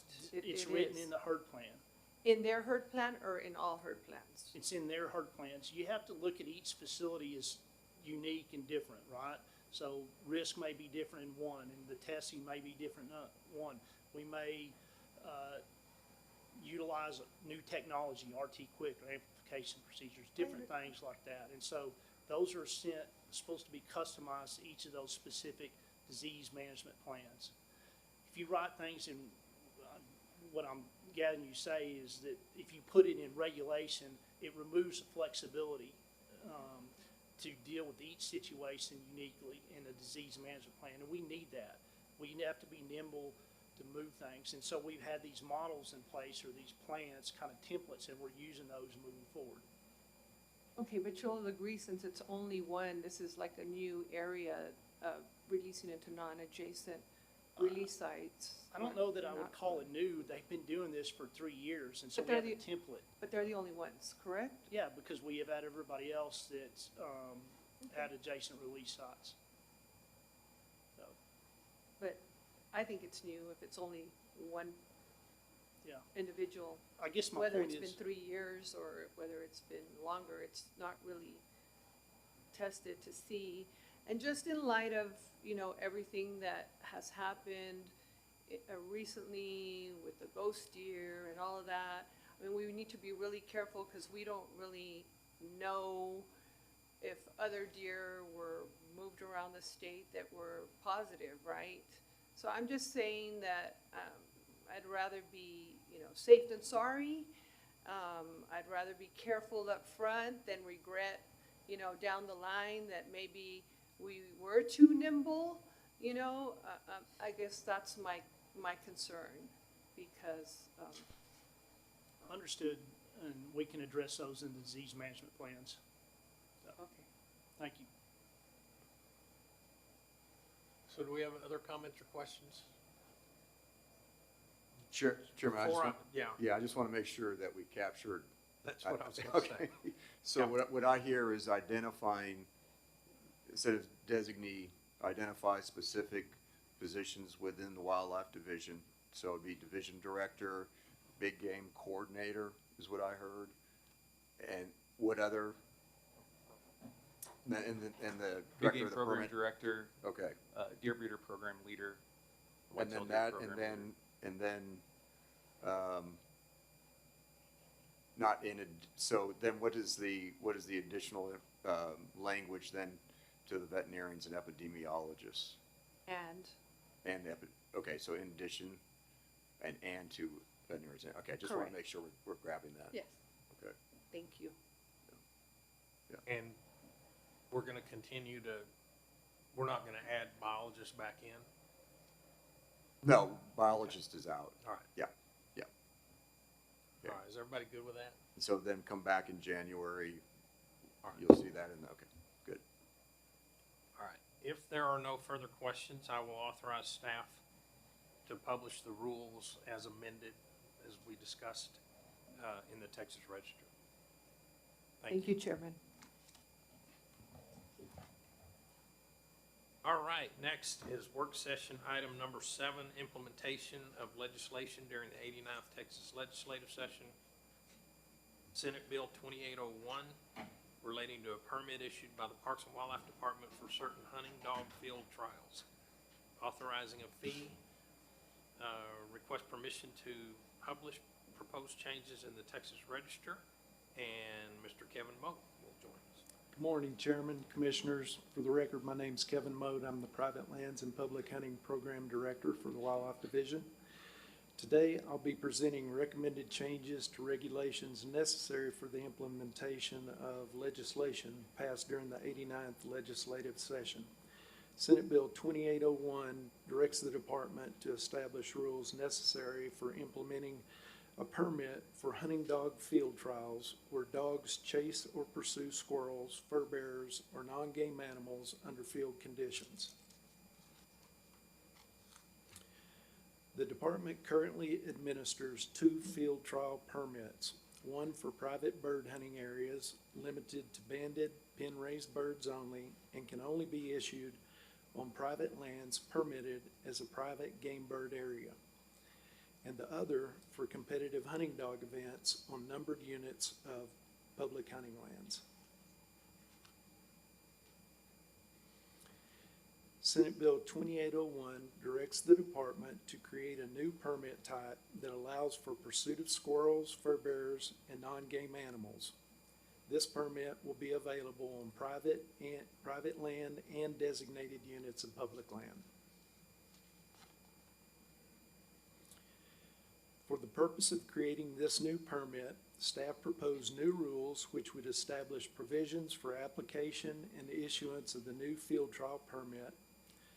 The proposed new language would prescribe requirements for on-site supervision and documentation during permitted events, and identify the units of public lands where field trial permits may be issued.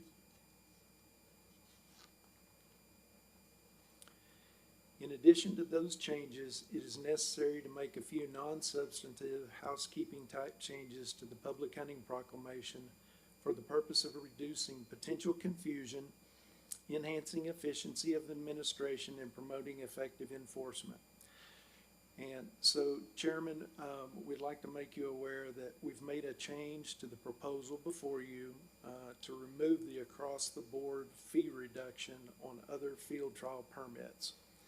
Staff supports this reduction, but we intend to address the fee reduction as a part of the comprehensive review of the field trial permits next year associated with the Texas Regulatory Efficiency Office. To be clear, the fee for the new squirrel, fur bearer, non-game field trial permit will be $50 as required by statute. And the other field trial permits will remain at $63 until next year's comprehensive efficiency review. And with that change, staff requests permission to publish the proposed changes in the Texas Register for public comment.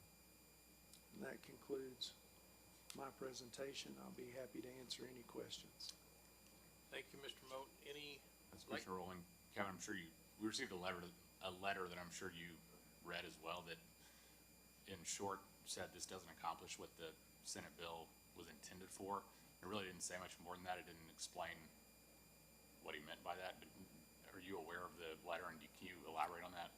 I am. We're working with those individuals to not only help them understand, it's primarily a conflict on our public lands, and there's just certain things that, we're required to do on public land. So they're just wanting to use WMA's parks, whatever it may be, differently than what this will allow, or?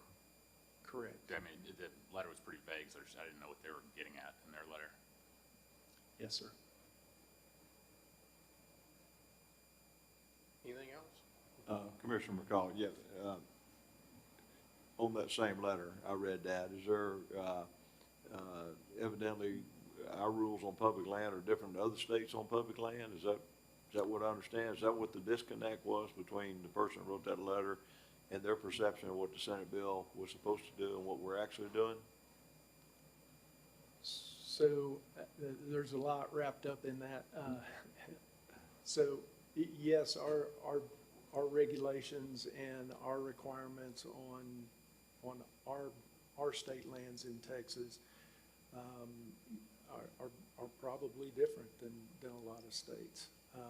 But our public lands our WMAs in particular are used as research and demonstration and wildlife habitat management areas. And so we do the best we can to try and accommodate other outdoor recreational opportunities as those other priorities will allow. So there's a number of points that this individual raises that we're working on. We're trying to accommodate, but in the end, we still have to do what's right for the resources and for our properties in Texas.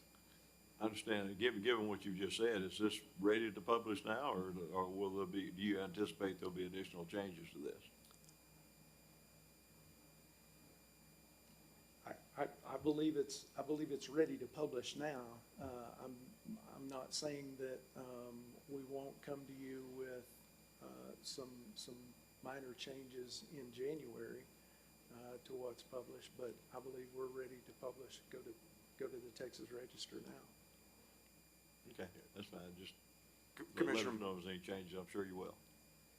Yeah, Commissioner McCall, I would just say it's ready to publish, it's ready to go, but in consultation, we may come with some logical outgrowths in January, but nothing that I would imagine would be significantly different.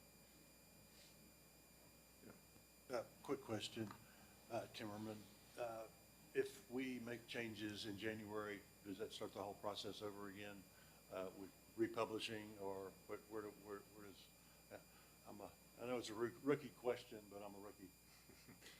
Commissioner Timmerman, this is James Murphy, General Counsel for the record, and no, it's a very good question and one that is the subject of litigation here in Texas. The legal standard is that anything that we propose that's different from what was published in the Texas Register for public comment needs to be a logical outgrowth of the original proposal, and it can't regulate a new class of persons that were not on notice in the original rule package. And so that was what Director Yaskowitz was referring to as, those types of changes. One way to describe it would be kind of minor changes that aren't, changing the full scope of this, but legal performs an analysis of each of those changes that we propose to you on the adoption meeting, and we'll certainly do that here if there's anything significant. And certainly there have been a few instances with this commission where we've had to say that that is not a logical outgrowth, and we would have to start over with a new proposal sent to the register for public comment. All right, anything else? Thank you, Mr. Moat. If there are no further questions, I will authorize staff to publish the rules with the amendment that Mr. Moat mentioned at the beginning in the Texas Register. Thank you. Next, work session item number 8, 2026-2027 statewide hunting and migratory game bird proclamation preview. Mr. Sean Oldenburger, please.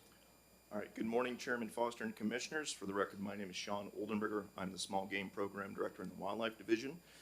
This morning, myself and Mr. Blaise Korzeka, our White-tailed Deer Program Leader, will be giving you a preview of potential changes to our 26-27 hunting season regulations. As a reminder, staff will bring proposals in front of you during the January Commission meeting. We will begin discussing potential changes to the migratory game bird hunting seasons for the 26-27 hunting season. As a reminder, under the Migratory Bird Treaty Act, the U.S. Fish and Wildlife Service, under the Secretary of the Interior, has ultimate federal statutory responsibility for managing migratory birds and populations and hunting seasons in the United States. However, Texas Parks and Wildlife, which are one of the 10 states that are a member of the Central Flyway Council, works very closely with U.S. Fish and Wildlife Service staff on migratory game birds in their hunting seasons. Although the U.S. Fish and Wildlife Service have not yet finally approved the federal frameworks, season lengths and daily bag limits are maintained for the next hunting season during the 26-27 hunting season based on their status and existing harvest strategies. I should note with regards to this slide, as of earlier this week, the U.S. Fish and Wildlife Service Regulations Committee that was scheduled to occur next week in Bloomington, Minnesota, has been canceled due to the federal shutdown. So therefore, our regulatory process will be delayed this year. I'm not sure if that will impact our process yet, but stay tuned for that. Additionally, the Migratory Game Bird Technical Committee and the Migratory Game Bird Advisory Committee will meet in early December to develop specific proposals to bring forward to you in January. Next, we'll provide a brief update on duck population trends based on the 2025 U.S. Fish and Wildlife Service and Canadian Wildlife Service waterfowl breeding population and habitat survey from this last spring and summer. As illustrated here, duck populations have generally declined over the past decade. This trend aligns with deteriorating habitat conditions across the prairies and parklands, particularly reflected in reduced pond counts.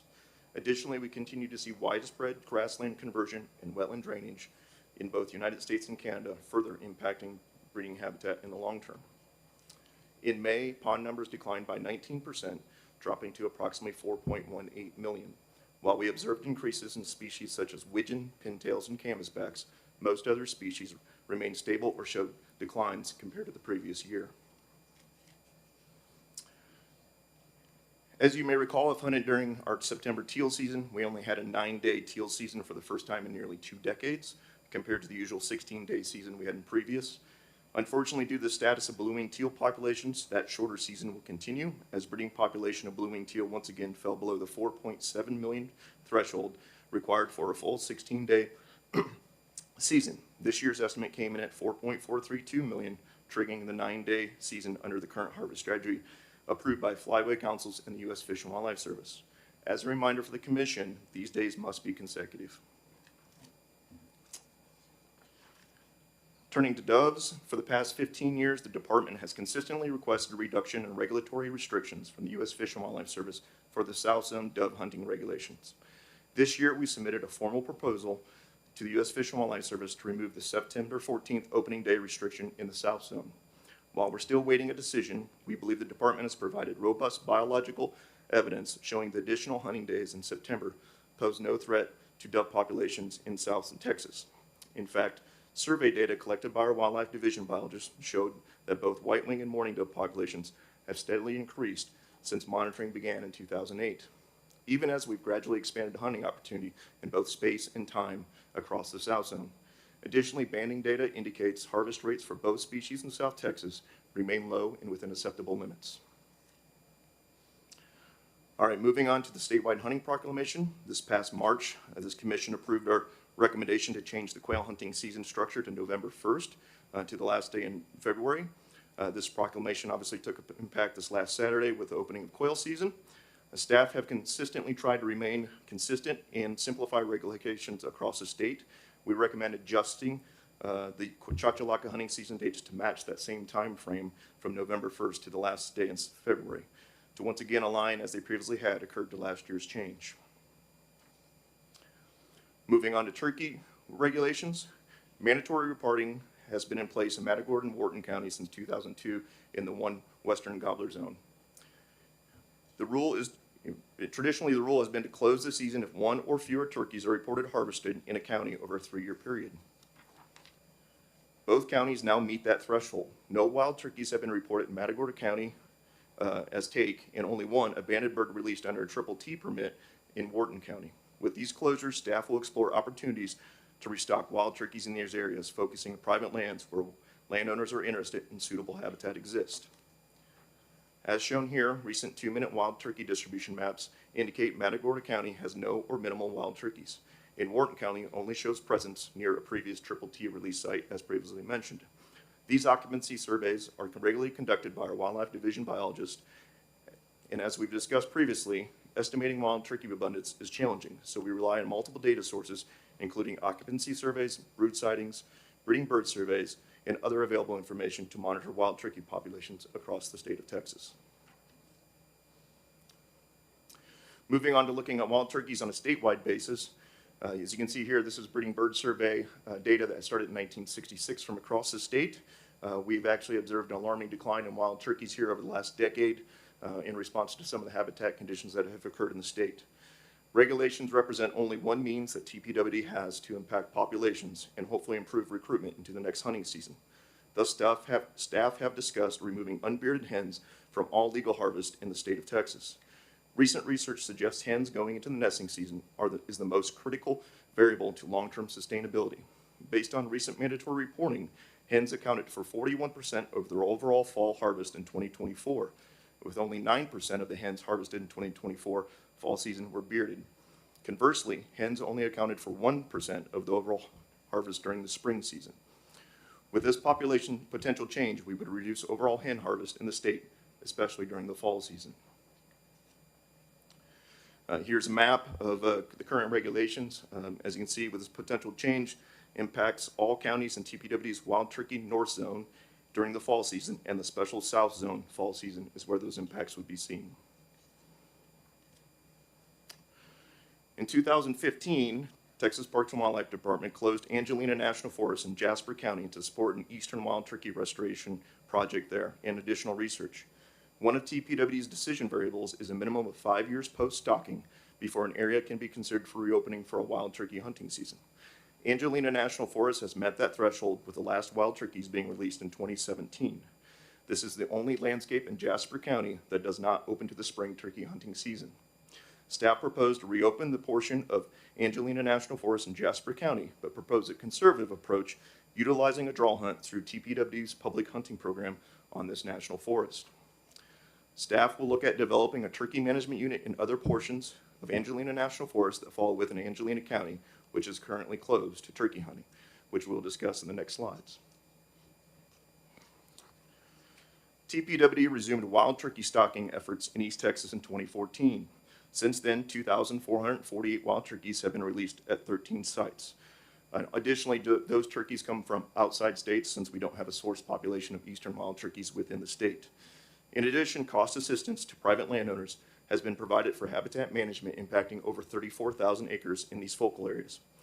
Where wild turkey restoration efforts have been determined to be successful by the department, we'd like to offer localized hunting opportunities. However, current regulations only allow us to manage harvest at a county level. To address this, staff may request the authority to develop and modify turkey management units. These would allow private landowners and public land managers to receive, use, and transfer authorization to harvest surplus male wild turkeys within approved property boundaries and season dates in established turkey management units. To show you a hypothetical area where we have overlaid a 2-minute wild turkey occupancy grid outlined in black with the major roadways to indicate the boundaries of a hypothetical turkey management unit in East Texas. Currently, staff are discussing details with regional staff and our Upland Game Bird Advisory Committee on how this would be completed. At this time, staff see it as more of an adaptive approach to authorize harvest in these areas if approved by the Commission for implementation in future years. That concludes my portion of the presentation. I'll be happy to take any questions before I turn it over to Mr. Blaise Corsica. I have a question, Gordon. Two actually. One on our duck population. I understand it's been down. That might explain why my duck hunting's been so bad the last 3 years. The other is, I know we have a federal framework and we have to go within that, fall within that. Does our season in Texas push to the last day of the federal framework? So, yes, for general duck seasons, we are allowed to go, a federal framework says to go to January 31st. Traditionally, the Department and Commission have decided the last Sunday in January would be the last day to go. And the reason we do that is to maximize weekend hunting opportunity. When we look at harvest throughout any migratory game hunting season, those weekends, especially Friday through Sunday, really pop up in harvest. And so if we went to the last day in the federal frameworks, which would be January 31st in some years, we would actually lose a weekend of hunting. So those are the reasons we have proposed going to the last Sunday in January in previous years. Now, for the next hunting season, for the 26-27 hunting season, it just happens the last Sunday in January is January 31st. So, which will happen 1 out of 7 years. Okay. The other question, I really enjoyed your turkey presentation. My ranch is is northern Houston County, almost touching Anderson County, right on the Trinity River. And this last year, on camera and visual size, we saw, turkeys on 3 different occasions. Mm-hmm. So where are they coming from? Well, so the department staff have actually been working along the Trinity River, farther north of you, obviously, but we've actually been putting Rio Grande turkeys from South Texas and actually Central Texas in that area to hopefully get turkey populations connected in that part of the world. When we actually look at Texas, we kind of see that as kind of a hybridization area historically where we had Rios and Easterns coming. So we put a bunch of Rios along the Trinity River, and hopefully those birds will expand in future years. So you may have seen some of those birds. It all depends what they look like, if they were Easterns coming from the east or if they were Rios coming from basically the north. Okay, well, not sure where they're coming from, but we're happy to see them. Yeah, we're happy you saw them too. So I have when you look at the decline in bird population, the breeding bird population, what drives that? Is that weather? Is that environmental? Is it what kind of causes the declines or increases? Let me back up. I assume you're referring to this slide 10 here. So this is breeding bird survey. So this is roadside data collected by volunteers across the state. There's well over 100 of these routes that are conducted. So this is a general population trend we see throughout the state. If you'll notice, obviously wild turkey populations were fairly suppressed in Texas basically up until the 90s, and then we saw a very large increase in wild turkey populations over the decades preceding that. When you look back and you see basically we saw a decline in basically the mid-2000s, and then we saw a rapid increase. That rapid increase coincided with those 2015-16 years, which were generally very wet across the state. And so we saw lots of birds in places we'd never seen birds actually in Texas. So we had a large expansion. If you hunted those years, there was a lot of gobbling going on those years if you happen to get out and hunt those years. And then obviously after that, we actually saw a decline, mostly due to the drought we've seen across the Rio Grande population area of central Texas and even South Texas. And so really at the end of the day right now, habitat continues to be an issue. We work with private landowners for technical guidance to improve habitat, and we have done that for years. But ultimately, some of this is mostly related to rainfall and habitat conditions, much like we see with quail and other species. And, yeah, apologies, but I was actually referring to the ducks. Oh, on yeah. slide 3. My apologies. Right there. Yeah, so once again, we've seen very similar story. We've seen general drought conditions across South Dakota, North Dakota, and the provinces, being Alberta or Saskatchewan and Manitoba. There's pockets of good weather in regular year. Also, winter snow amounts have actually declined through the last decade or so in there. And obviously those, when we talk about pond counts in the prairies, it's really the temporary wetlands that we're looking at. They're very productive for dabbling ducks. So they're very small wetlands, not the big ones. And so those tend to be very productive near those with nesting habitat. So that has declined over the last decade. We also see large drainages in provinces across Canada, which is reducing those numbers of ponds. That is occurring. And then the drought seems to be pretty strong for the last decade in that part of the world as well. So we get pockets of really good precipitation and snowfall in areas, and carryover precipitation that increases the ponds in certain areas. But then drought has been kind of overtaking a lot of the area for the last decade. All right, thank you. Anybody else? All right, thank you. Work session item number 9, party boat rules. Request permission to publish proposed changes in the Texas Register. Mr. Chairman, Blaise Korzeka will finish the previous presentation. Oh, my apologies. You're exactly right. Mr. Korzeka? Yes, sir, Korzeka. Okay. Good morning, Chairman and Commissioners. For the record, my name is Blaise Korzeka, a whitetail deer program leader. And this morning I will provide a preview of the proposed big game hunting regulations that we will consider bringing forward to the Commission in January. We currently have 2 big game regulation proposals that I will go into more detail on the following slides, but those proposals are to expand doe days in 21 counties and to modify the definition of muzzleloader. Both of those proposals are meant to expand hunting opportunities and have no negative biological impact. The state of Texas is divided into deer management units, which the department uses to estimate populations and to recommend regulations. Those 21 counties shown in blue on the map are located in deer management units 11 and 12. Based on the department's deer surveys, these deer management units have seen an increase in deer density as well as a skewed sex ratio of 4 does per buck.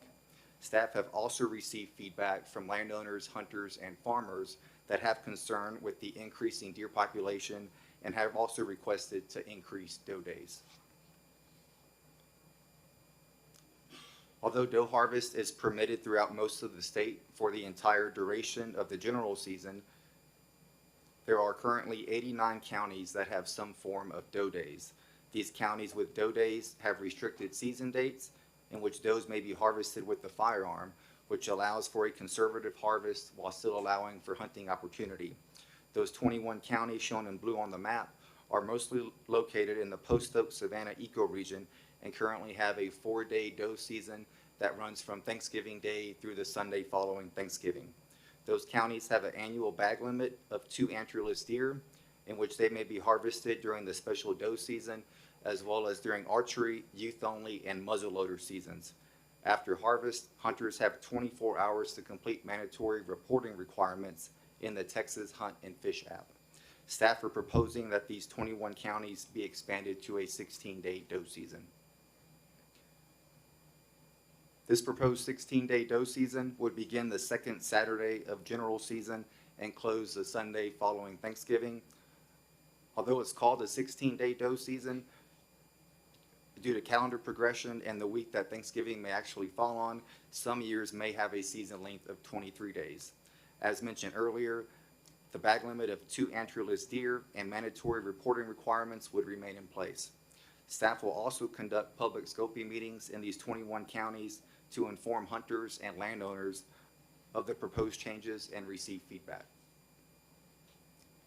The final proposal would be to modify the definition of muzzleloader.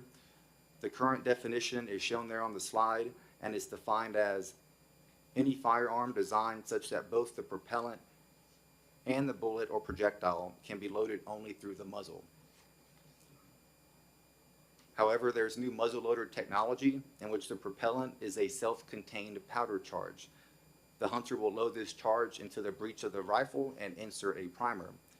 The projectile is then loaded through the muzzle. This technology allows for the safe unloading of the firearm by simply opening the breech and removing the charge. The use of this new technology during muzzleloader season is currently allowed in those 29 states shown in green on the map.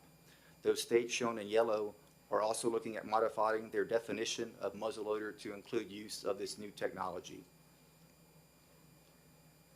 Staff are proposing that the definition of muzzleloader be modified to any firearm design such that the bullet or projectile can be loaded only through the muzzle. Muzzleloaders average only around 1% of the statewide harvest each year, and this modification would expand hunting opportunities during muzzleloader season. Both of these proposals are supported by the Whitetail Deer Technical Committee as well as the Whitetail Deer Advisory Committee. That concludes my presentation, and I'm willing to answer any questions.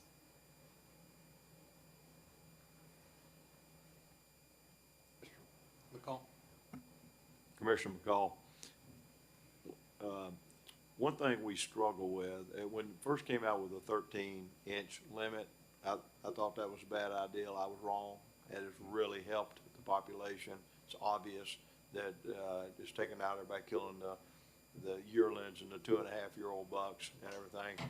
We still see very mature deer that are less than 12 inches.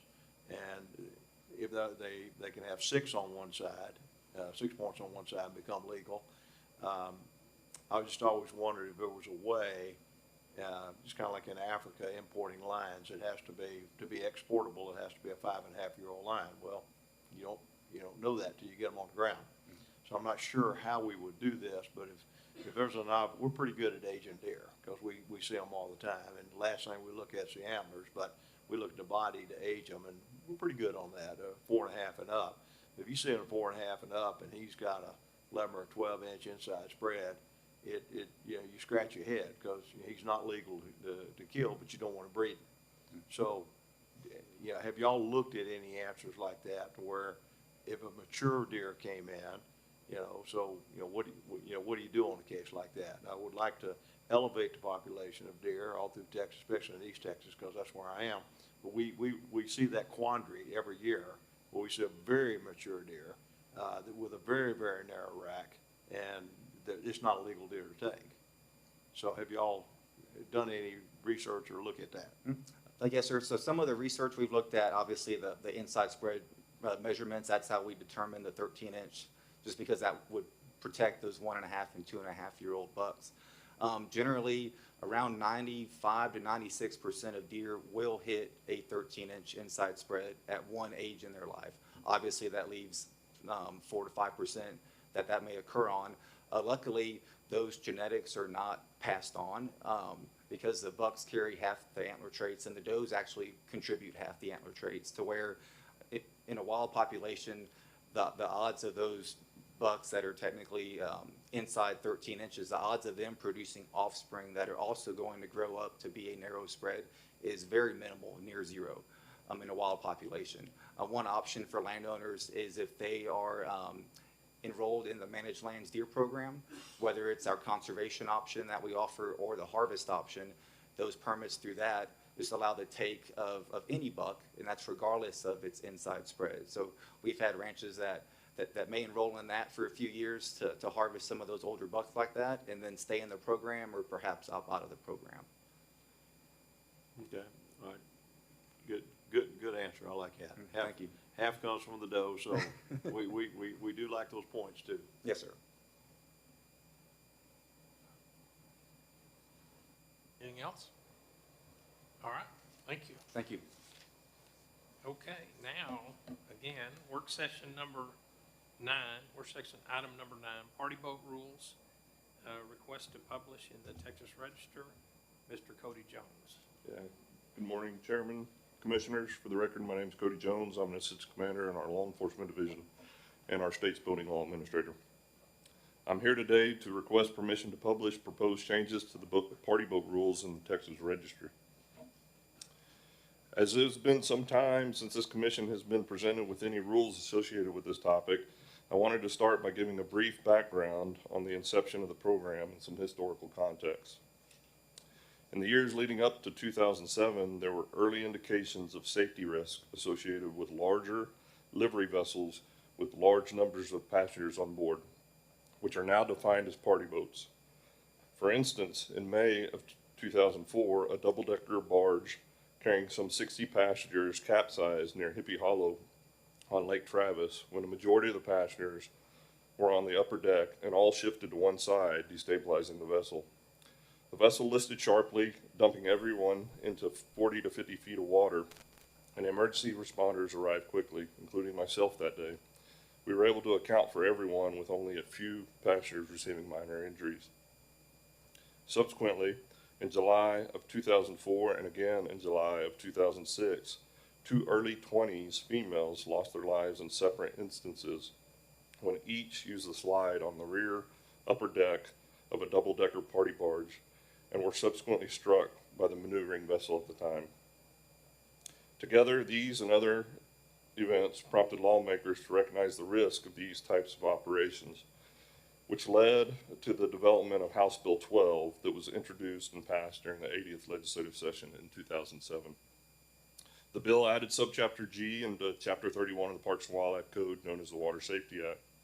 Subchapter G, titled Party Boats, defines the vessels and persons to be regulated and sets some legal frameworks in which to work from.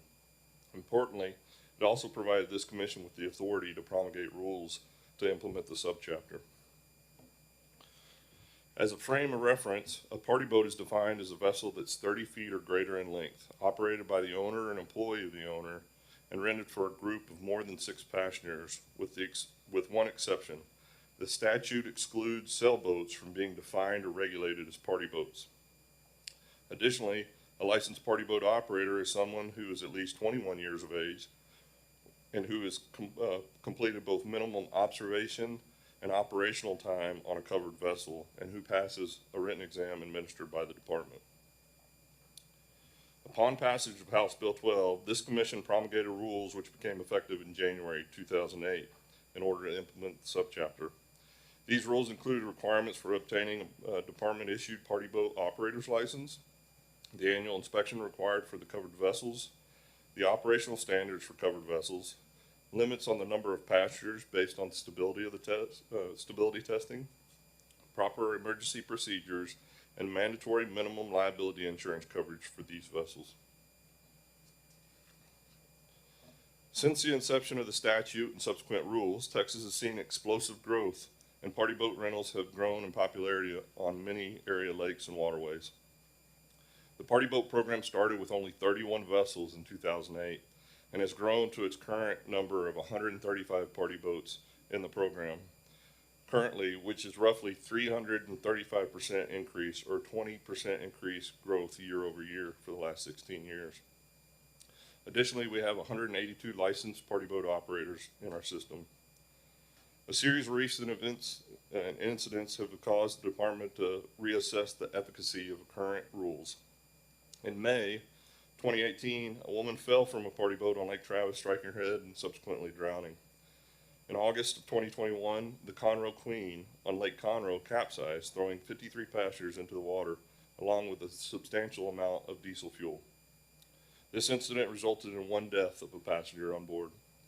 The vessel had a history of regulatory issues with operating under other names in other states and was prohibited by the United States Coast Guard from operating in federal waters before being renamed and relocated to Texas, unbeknownst to us. We have subsequently rectified the Coast Guard non-disclosure issue through an MOU, and they now share vessels entering into our program that have been previously denied operational approval by them. In July of 2022, the department arrested an operator of a party boat on Lake Austin, and also obtained a conviction for operating for boating while intoxicated. In May and June of 2025, the department conducted saturation patrols on Lake Austin and Lake Travis, which resulted in 20 violations involving party boats, including no evidence inspection, no proof of insurance, passengers on top decks while underway, inadequate staff training, no certifications, unlawful party boat operations, no party boat operator's license, and other violations. At least 4 boats were encountered over 30 feet were found to be operating illegally by claiming they were livery vessels rather than party boats. In August of 2025, the Department of Law Enforcement personnel cited a party boat operator for operating without the required insurance, which had been allowed to expire. That same month, a party boat passenger on Lake Travis was injured by a propeller strike on one of those vessels. The department is also aware of instances in which party boat owners have intentionally altered vessel lengths for the sole purpose of evading the applicability of the party boat rules. I come before you today to propose a number of amendments to existing rules to strengthen the program and address ongoing issues and concerns. First, proposed amendments would alter definitions of inland waters, add new definitions for owner's agent, accredited marine surveyor, and accredited naval architects, and also for stability letters. The current definition for inland waters is not completely accurate, as it does not exclude certain border waters with other states or Mexico that are considered federally navigable waters, and by that are subject to the regulations of the United States Coast Guard, which supersede state regulations and are generally considered to be as or more stringent than our state regulations. The proposed amendments would add language to make that definition completely accurate. Additionally, proposed amendments would define owner's agent and as a person engaged, authorized, or otherwise allowed to directly or indirectly via an intermediary to operate a vessel that is not owned by the person but is subject to the provisions of the subchapter. The department has encountered instances of attempts to evade regulatory compliance by persons claiming that some sort of lease or some subcontracting arrangement absolved them and the owner from being used as a party boat from culpability in violations of the provisions. The department seeks to make this abundantly clear that a business arrangement between the owner of the vessel used as a party boat and a person who is technically not an employee of the owner but ultimately operates the vessel is irrelevant in the context of determining responsible parties in the course of enforcement action. The proposed provision would make this abundantly clear. Additional proposed amendments would make clear definitions for accredited marine surveyor and accredited naval architects. These persons are accredited by recognized professional trades organizations outlined in the rule. The proposed rules would require party boats' initial and periodic inspections to be conducted by one of these accredited inspectors. Thus, the definitions are necessary to ensure that party boat inspections are conducted by competent parties. Also, the definition for stability letter will be added. This will be defined as an affidavit from an accredited marine naval architect or accredited marine surveyor attesting to the load limits necessary for safe operation of the vessels used as party boats.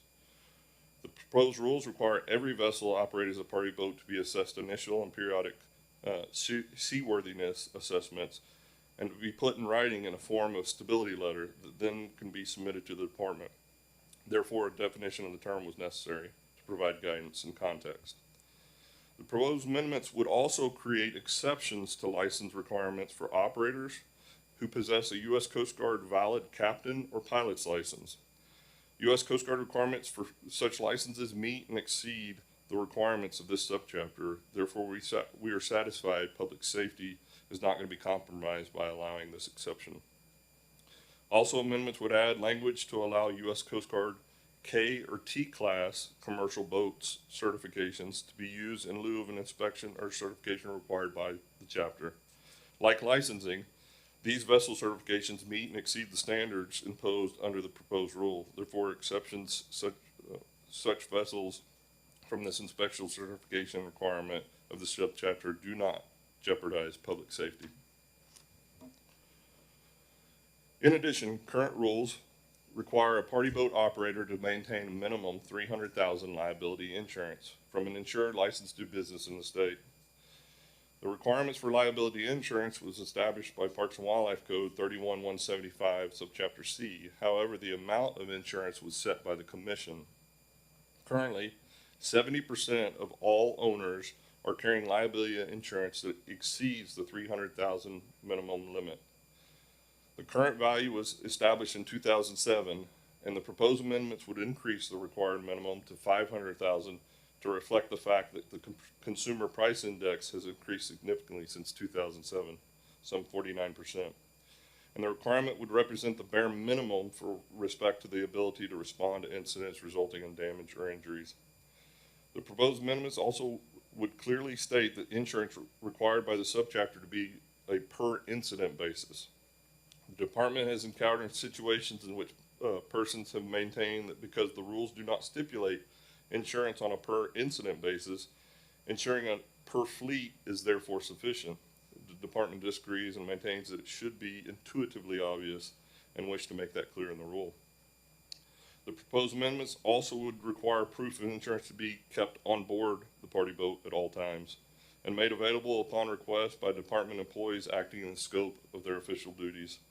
The department believes it's necessary to be able to quickly determine that a party boat operator is in compliance with the minimum insurance requirements at the time the vessel is being used or accommodating paying passengers. Similarly, the proposal amendments would require that retention of all documents required by the subchapter to be maintained for a period of 2 years, which is the statute of limitations for Parks and Wildlife Code violations under Chapter 31, Subchapter G. Additional proposed changes would explicitly establish the number and types of personal flotation devices that must be on board a party boat when carrying passengers, including provisions intended to provide adequate water safety for children and minors. It defines a requirement to carry serviceable U.S. Coast Guard approved wearable personal flotation devices in the number equivalent to the vessel's occupancy limit indicated by the inspection, as well as an additional child-sized device equal to amount at least 10% of the occupancy limit. If more than 10% of the passengers are children on any given voyage, they must have an appropriate amount of child-sized personal flotation devices to cover all children present. The owner would also be required to articulate and post emergency procedures for all passengers. Procedures would include instruction for the use of emergency radio, man overboard procedures, response to fires and explosions, leaks or damage control procedures, location of personal flotation device, location of escape routes, abandoned ship procedures, and the location of the first aid kit. Also, the department proposal would require party boats to be inspected in dry dock or by underwater inspection at a 5-year interval by an accredited naval architect or accredited marine surveyor that determine the suitability of the vessel to continue to operate as a party boat. As we know, party boats are not pleasure craft. They are working vessels subject to extensive, repetitive use that can impact their hull integrity, their power, and their steering systems, particularly when made fast to a shore, as they often are. The department believes it's prudent and appropriate to require party boats to be inspected in dry dock or via underwater assessment at least once every 5 years to ensure the integrity of such systems. This type of regiment is consistent with Coast Guard practices and similar vessels that they regulate. The proposal also prescribes the process for requesting, scheduling, and performing these annual assessments and inspections required in the subchapter. The department has experienced logistical and administrative stress with respect to inspections in the current rules. Current rules specify only that a party boat may not be operated unless an annual inspection has been performed in the previous 12 months. The department has determined it's necessary to provide additional structure and timelines to this process. Therefore, the proposal provisions would require owners to schedule an assessment inspection not more than 60 days nor less than 30 days prior to the annual anniversary date of the inspection, and would require the department to conduct the assessment inspection no more than 30 days prior to that date. By organizing and stratifying requests for inspections, the department can impose some sort of order on the process and avoid log jams that are occurring when multiple owners wait until the last minute to obtain inspections that are required for them to legally operate. The proposed language also requires stability testing to be performed following any subsequent alterations to the vessel's structure or equipment, or following a reportable incident described in Parks and Wildlife Code, Chapter 31-105, unless such incident does not involve physical damage to the vessel. The department reasons any development or occurrence that could fundamentally alter the seaworthiness of the vessel or stability merits the performance of new stability testing to determine the vessel's ability to operate safely. Finally, the proposed new subchapter would stipulate that when a vessel is required to be subject to a stability test under the subchapter, it's unlawful to operate the vessel as a party boat until the results of the stability test have been submitted to the department and the department has authorized the resumption of operation as a party boat. The provision is necessary to provide verification mechanisms for vessels whose safety could potentially be compromised due to alterations or incidents. With that, the staff requests permission to publish these proposed rules in the Texas Register for public comment, and I'd be happy to answer any questions you may have. Thank you, Mr. Jones. Questions or comments? I have a question. The insurance requirements, by the way, I think these rules are long overdue and I welcome them and I think it's a great idea. But how do we check their insurance? I know when you renew your license, your inspection, you have to have your inspection and you have to send in your insurance certificate just for a typical, car or truck. Yes, sir. When these licenses are renewed, I guess annually, do they send in their insurance paperwork and proof of these inspections, or how do we patrol this other than catching them on the lake or on the river? Yeah, great question, Mr. Timmerman.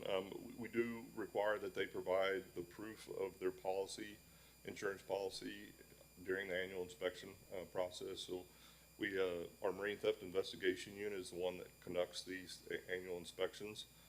It's a small, very robust unit of folks that are very in tune to what the requirements are. And so each year, as they start the process of doing the inspection, they require that all those documents be provided to them prior to coming out and being on site to review the vessel with the owner. Okay. Thank you. Thank you. Anything else? All right. Hearing no further comments or questions, I will authorize staff to publish the rules in the Texas Register.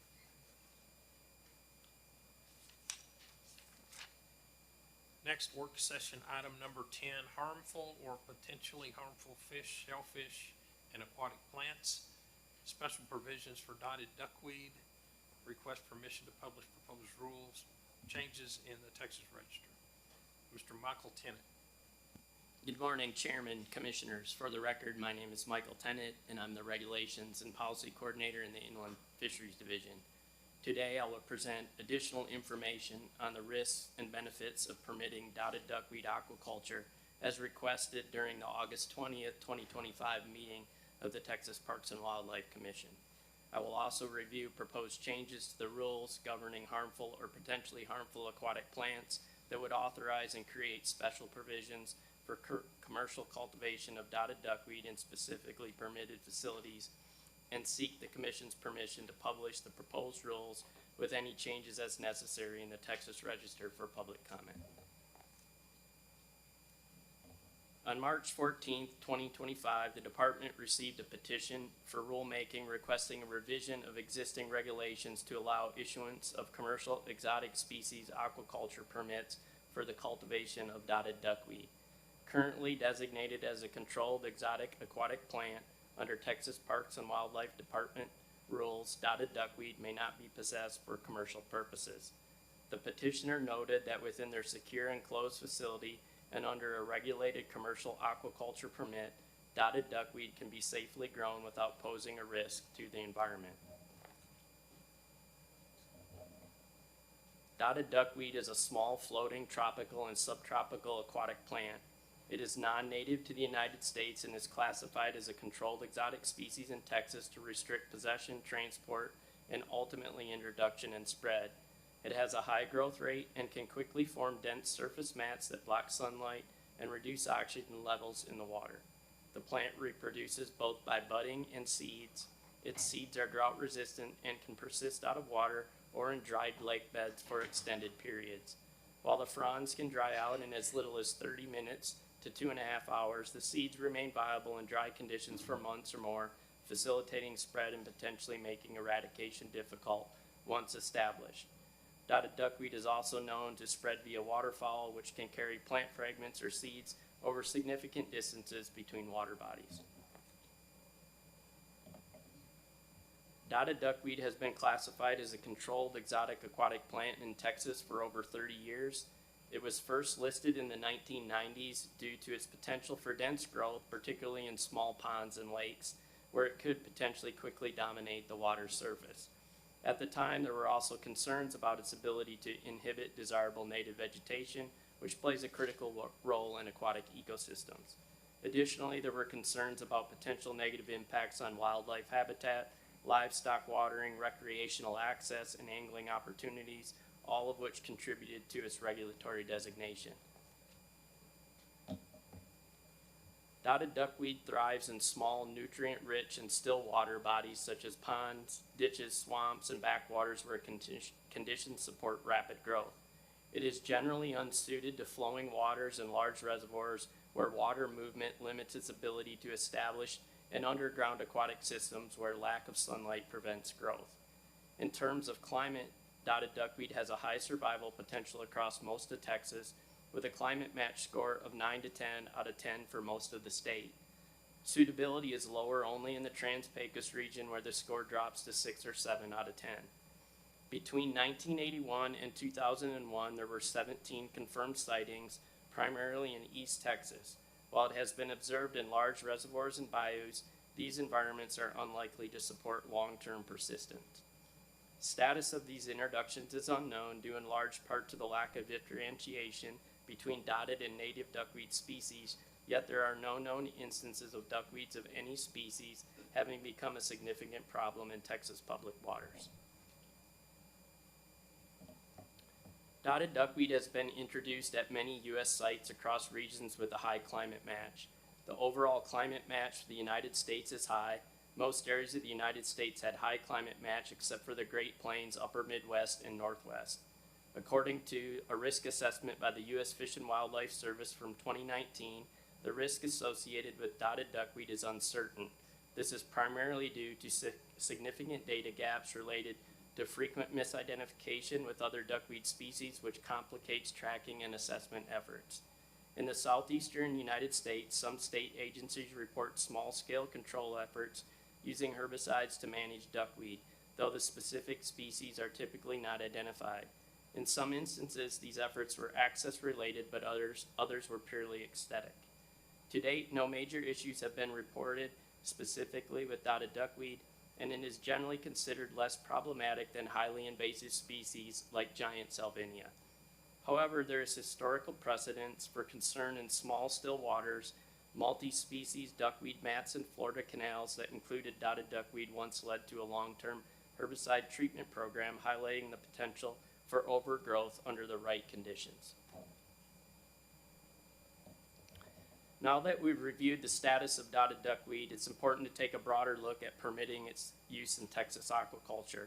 In the next few slides, I will summarize a staff-developed risk-benefit analysis previously shared with members of the Commission, designed to objectively assess potential ecological, recreational, and management risks alongside with possible benefits such as economic opportunities for businesses. Our goal is to provide balanced, science-based information to support the Commission in making an informed decision to publish the proposed rules with any changes as necessary in the Texas Register for public comment.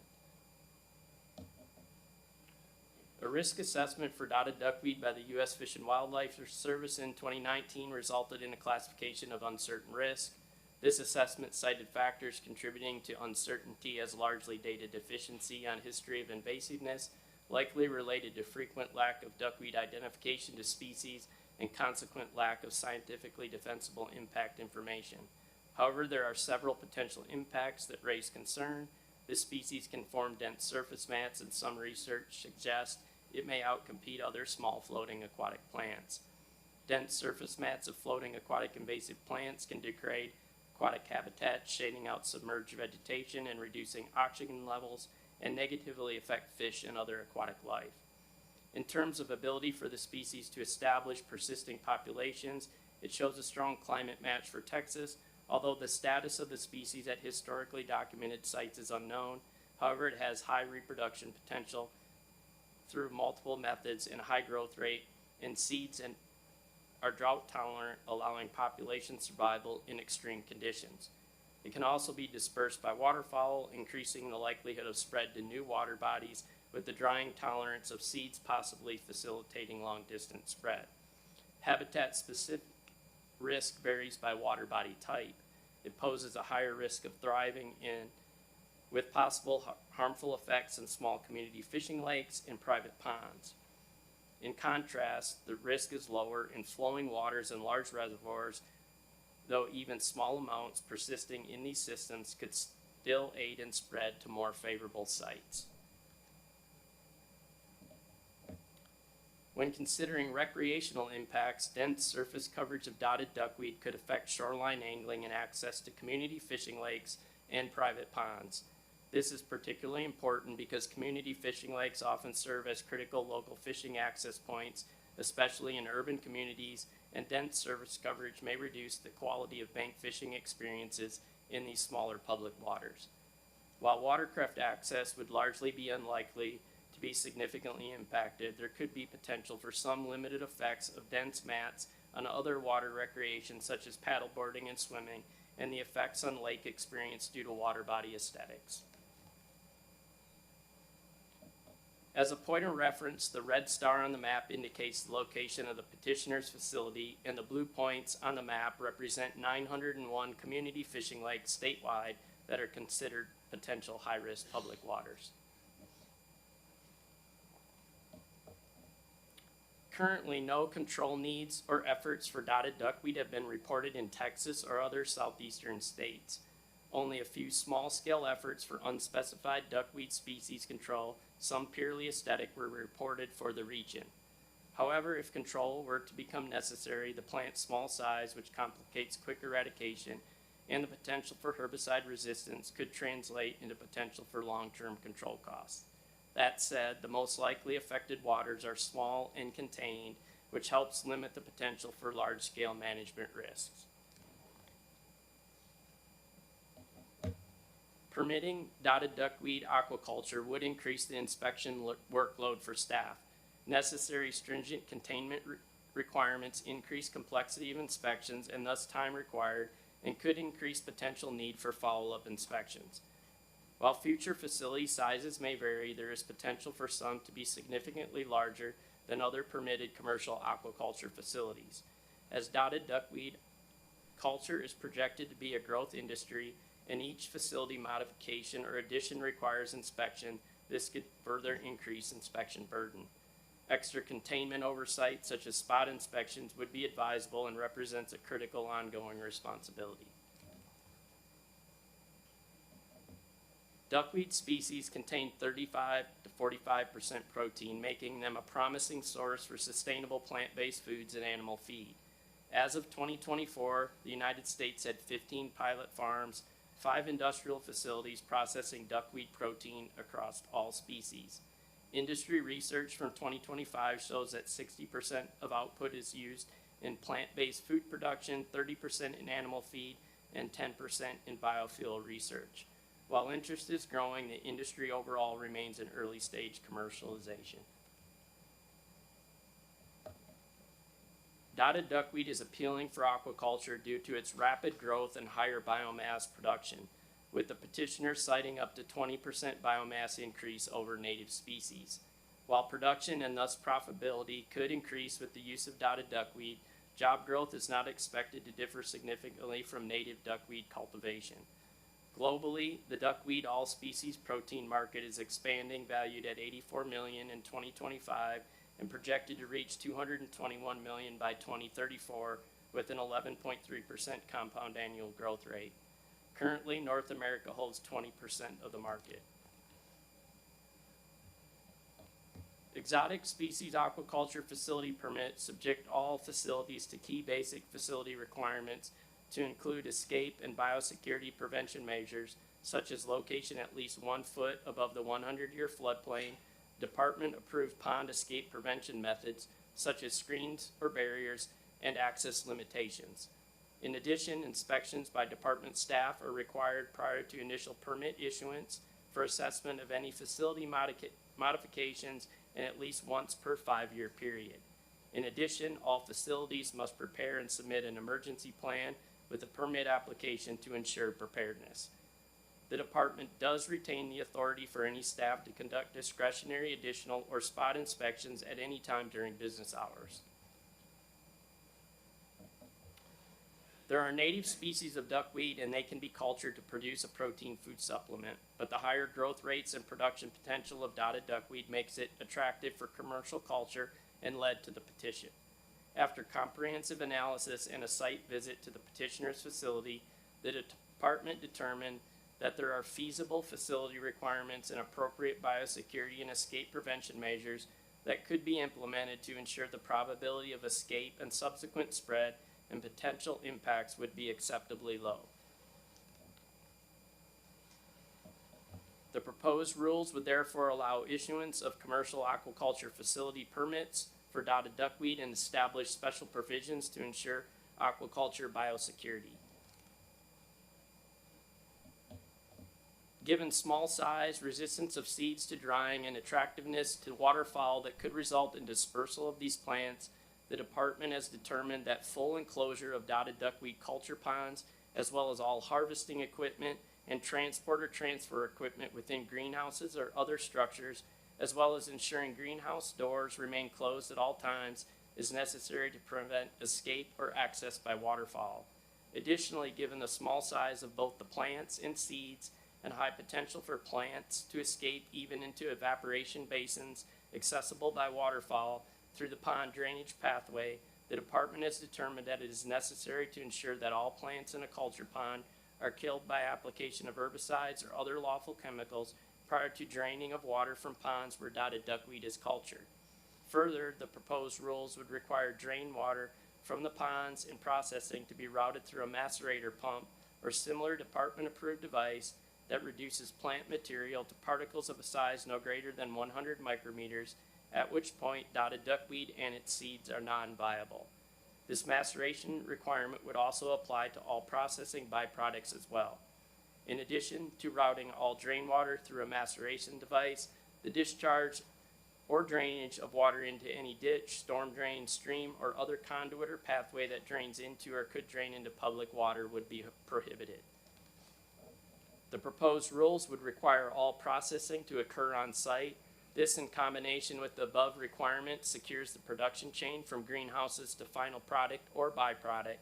Additionally, the proposed rules would, for purposes of clarity, stipulate that permitted facilities must comply with applicable regulations of the Texas Commission on Environmental Quality with respect to water discharge. Lastly, as hurricane winds pose a risk for damage of greenhouses and other containment structures and potential for dispersal of very small floating plant through the abundant and interconnected surface water in the eastern half of the state via floodwaters is immense, special provisions would stipulate that facilities may not be located within coastal or coastal adjacent areas south of State Highway 21 and east of I-35. This area is already designated as an exclusion zone for the culture of Pacific blue shrimp under department permits or possession of this species by dealers in the zone for similar reasons. Notably, it is the enhanced risk specific to this species, specifically disease introduction risk, similar to the exceptional dispersal risk of dotted duckweed enhanced by storm and flood risk that necessitated this restriction for these shrimp. Staff note that the measures imposed by the proposed rules are already present or planned that the petitioner's facility or the petitioner agreed were feasible and are adequate to ensure biosecurity and protect Texas's public waters. However, staff acknowledged that the special provisions could be revised to provide greater biosecurity, such as increasing minimum inspection frequency to a 1-year interval, requiring the facility be located outside the 500-year floodplain, and increasing the size of the exclusion zone. To provide additional context for the proposed exclusion zone and to present an alternative option for consideration, the blue points on the maps represent 901 community fishing lakes statewide considered to be potential high-risk public waters. The left figure shows the proposed exclusion zone in yellow, located south of State Highway 21 and east I-35. This area includes 208 community fishing lakes, or 23% of the total. The right figure presents a potential alternate exclusion zone in yellow, located east of I-35 and I-35 west. This area includes 620 community fishing lakes, or 69% of the total. Chairman, I would like to request a late addition to the rule proposal in response to a recent request received from an entity seeking to culture seaweed in public waters in order to efficiently evaluate the request and potential risks. And while this section of the administrative code is open for revisions, we ask to revise the definition of aquatic plants in the administrative code. With your permission, we would add this definition change to the rule proposal with the opportunity for more commission deliberation during the January work session prior to a vote. With that addition, staff requests permission to publish proposed changes in the Texas Register for public comment. Although we are not currently within the public comment period, we would like to inform the Commission that the Department received letters of support for the proposed commercial exotic species aquaculture permit. These letters were received by Mr. Wes Verdell, State Representative for House District 53, and Mr. Sid Miller, Texas Agriculture Commissioner. Both expressed support for the cultivation of dotted duckweed within a regulated enclosed facility. That concludes my presentation, and I'll be happy to take any questions. That was quite a robust review on dotted duckweed. Do we have any comments or questions? Well, Pat and I guess one question that, it does seem a little bit outside of our normal scope. What other permits have we issued for any other type aquaculture plants or whatever exotic plants, whatever we're talking about here? Water spinach is the only aquatic plant. We do have permits for tilapia, triploid grass carp, and white leg shrimp. Those are the 4 species. So if we have only one other plant, would you call it some kind of spinach? Yeah, water spinach. Water yes, sir. spinach, and I assume it's not characterized as invasive or spreading, or It is an invasive plant, but it's not spreading, or we don't have any invasive populations in public waters. Are the containment are the same? Do they have the same? Do the rules for the spinach match the rules for the duckweed? Well, the culture is a little different. It's not termed aquaculture, so it is done in greenhouses, but not like aquaponics or within water. So it is done in enclosed greenhouses. So the duckweed rules are going to be more burdensome, I guess, or carefully tailored to prevent. Yes, the special provisions are carefully tailored, specific to the species. Okay. All right, and we don't have any other. How do you think we actually got some of the comments from Sid Miller and the other gentleman prior to it being published? I mean, we don't get very many comments early, do we? Yeah, we typically don't. Okay. All right. Since I've been in my role, I have not. That is the first time for me. Well, it'll be interesting to hear the public feedback on this. So that's all. So, Commissioner McCall, go ahead. Yeah, of course, you know I'll have a comment, Mr. Chairman. A couple of questions. There are 20 facilities nationwide that are currently utilizing the spotted duckweed. Is that No, that's in reference to duckweed species in total. So most facilities, to our knowledge, are using native duckweed. Yes, sir. Not this duckweed. Correct. That, So would this to like, our knowledge. would this be the first one in the United States? Possibly. I'm not sure on that. And I know it's been prohibited here for 30 years. I do know the petitioner's facility, they do have a facility in California, but I don't know if that's a commercial production facility or a research facility. Right, and I remember you said that's where they would get it from. Correct. It would come from there. I know it's been prohibited in Texas for 30 years. No increased jobs.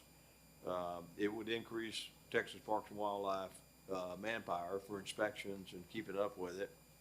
It's a risk for environment. I'm just trying to figure out why we want to be the first one when it matches so well with the environment of Texas and the climate of Texas. And I see the benefit to the company that's going to be able to grow it 4 to 5 times as fast as regular duckweed and turn a profit.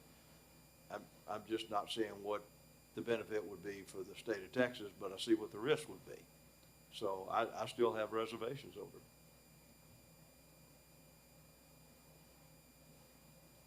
I mean, if it got out, we're responsible for the waterways, the wildlife, and everything in Texas. One of, if not the largest, Texas, parks and wildlife, as far as responsibilities of all the states. I think there's only 9 others that include parks and wildlife like we do. So it's a big responsibility, and if we're wrong, and this gets out and starts, getting into these small lakes, and then it's spread by waterfowl, somehow just saying, I'm sorry, just doesn't seem like enough. So that's kind of where I'm coming from. I'm still not in favor of it.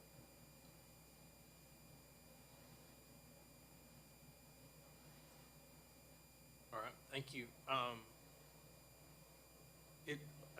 couple of questions. In looking at the proposed exclusion zones, I think, first of all, even if we go forward with it, I'm going to be in favor of bigger exclusion is better. But it kind of causes me to ask, is Louisiana, is it permitted in Louisiana? Or is it permitted anywhere? Let me ask that. Most states, it's not listed as a prohibited or a controlled exotic species. I believe it is in Louisiana. It is listed as a permitted? It's not it's listed, I think, in Louisiana as a exotic species like in Texas, but other southeastern states, to my knowledge, it's not. It's noted as an invasive aquatic plant, though. Because I thought in our previous discussion, wasn't there some issue they had it in Georgia or somewhere? And am I getting confused about something else?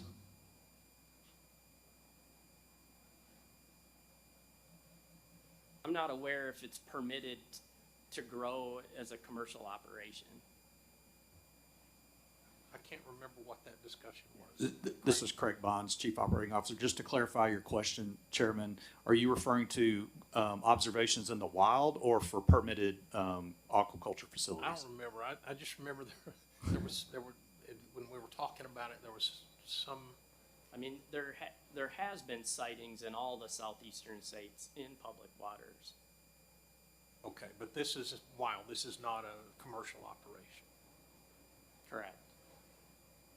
So where is the proposed facility that they're proposing in Texas? El Dorado, Texas. Michael, can you pull up your map Yeah, again? I It's absolutely can.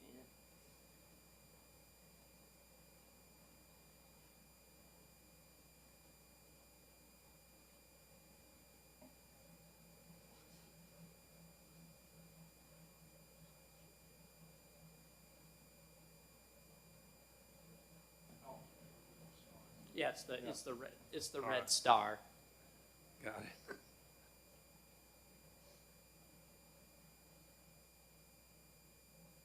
All right. Other comments or questions?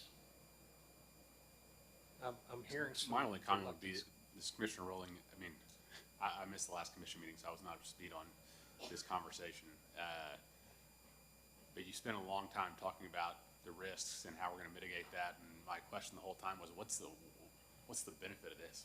And you had one slide on it, it's heavy in protein, and they wanna be using it in foods, but I'm still, as I try to gather all the information here, I agree with Commissioner McCall, it just seems like, what are we doing here? What's the upside here, and what's the real benefit? And I'm not, I'm ignorant to the whole subject. I'm just trying to get up to speed, and it doesn't seem like based on what I've gathered in this short time, all the work that goes into it, the regulation of it, the risk isn't worth the reward that I'm seeing, but maybe I'm missing the reward side of it. Dr. Yoskowitz, you have a comment? Yeah, this is permission to publish, so the chairman, you can, with input from the commission, decide to move forward or decide not to move forward. And so just taking the temperature of the commission. All right. Yeah. I'm just making you aware that you don't have to move forward. An option is not to move forward. Commissioner Rowling and Commissioner McCall both kind of make the same point, and that is there are a lot of risks. I think if I can summarize kind of the way it's been conveyed to me in other conversations is really, I don't know that there's a benefit to the state. There's just, we don't necessarily want to stand in the way of commerce unnecessarily. We want to be business friendly. I think that's probably the biggest driver. Should that override environmental or safety or other concerns?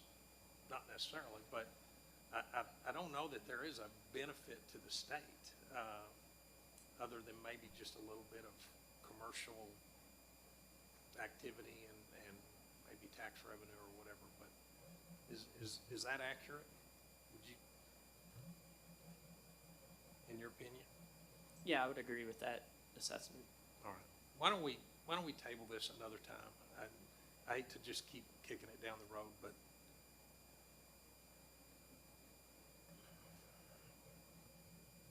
Chairman James Murphy, General Counsel. We certainly can table it and consider it for a future meeting, but I do know that the petitioner is eager for an up or down answer so that they can make that business decision whether to proceed or not. So one option that we've used in the past, as Director Yoskowitz mentioned, is sending it to the register, seeing what public feedback there is, and incorporating that into your decision making for a vote at adoption or not. But if there's concern of the commission that you're not interested in proceeding further, you certainly can say not to proceed with it. But I did just want to mention that I know the petitioner is eager to ultimately get a final resolution of their petition. so I suppose one alternative then would be to go ahead and agree to publish it with the recognition that there doesn't seem to be a great desire to approve it in January, but at least we'll have that opportunity, right? We can vote it up or down in January. Is that what you're saying? The advantage of publishing is that you do get that feedback from the public, and it's another factor that can go into your ultimate decision. But certainly there have been rule packages that this commission has deemed not a great decision and has tabled those, or has just simply said to denied that and said we're not going to move forward with it. So but I think our tendency in recent years has been to at least get that public feedback before a final vote. All right, and I agree that the public feedback is valuable. Mr. Chairman, I have one other comment, if I could. We have a representative form of government here. We have representatives and senators, and we expect them to know more than the general public would know on an issue. It's hard for me to imagine on an issue like this that anybody's going to come up for support of this and still have the information that we have, because we're representing Texas parks, wildlife, and the lakes out there, and ultimately the buck stops here.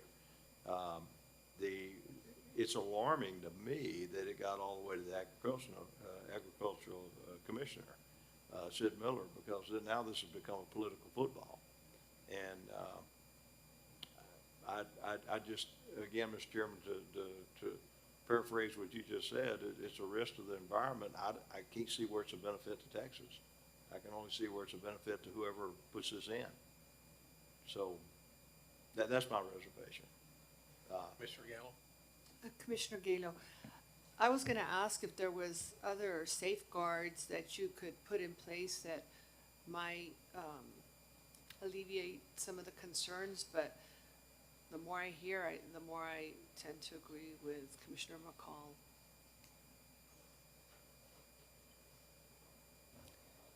And Patton, who is the other guy that sent the, in favor of issuing the permit? I don't know, I didn't recognize the name, I knew Sid, but, Representative West Riddell, House District 53, I believe. so the El Dorado Is that El state Dorado? rep?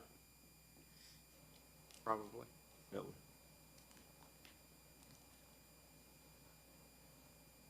Yes, that's correct what I stated. Okay. All right, is it ever appropriate to encourage people that write letters like that if they want to see it fairly considered, maybe we would encourage them to come talk at the January meeting?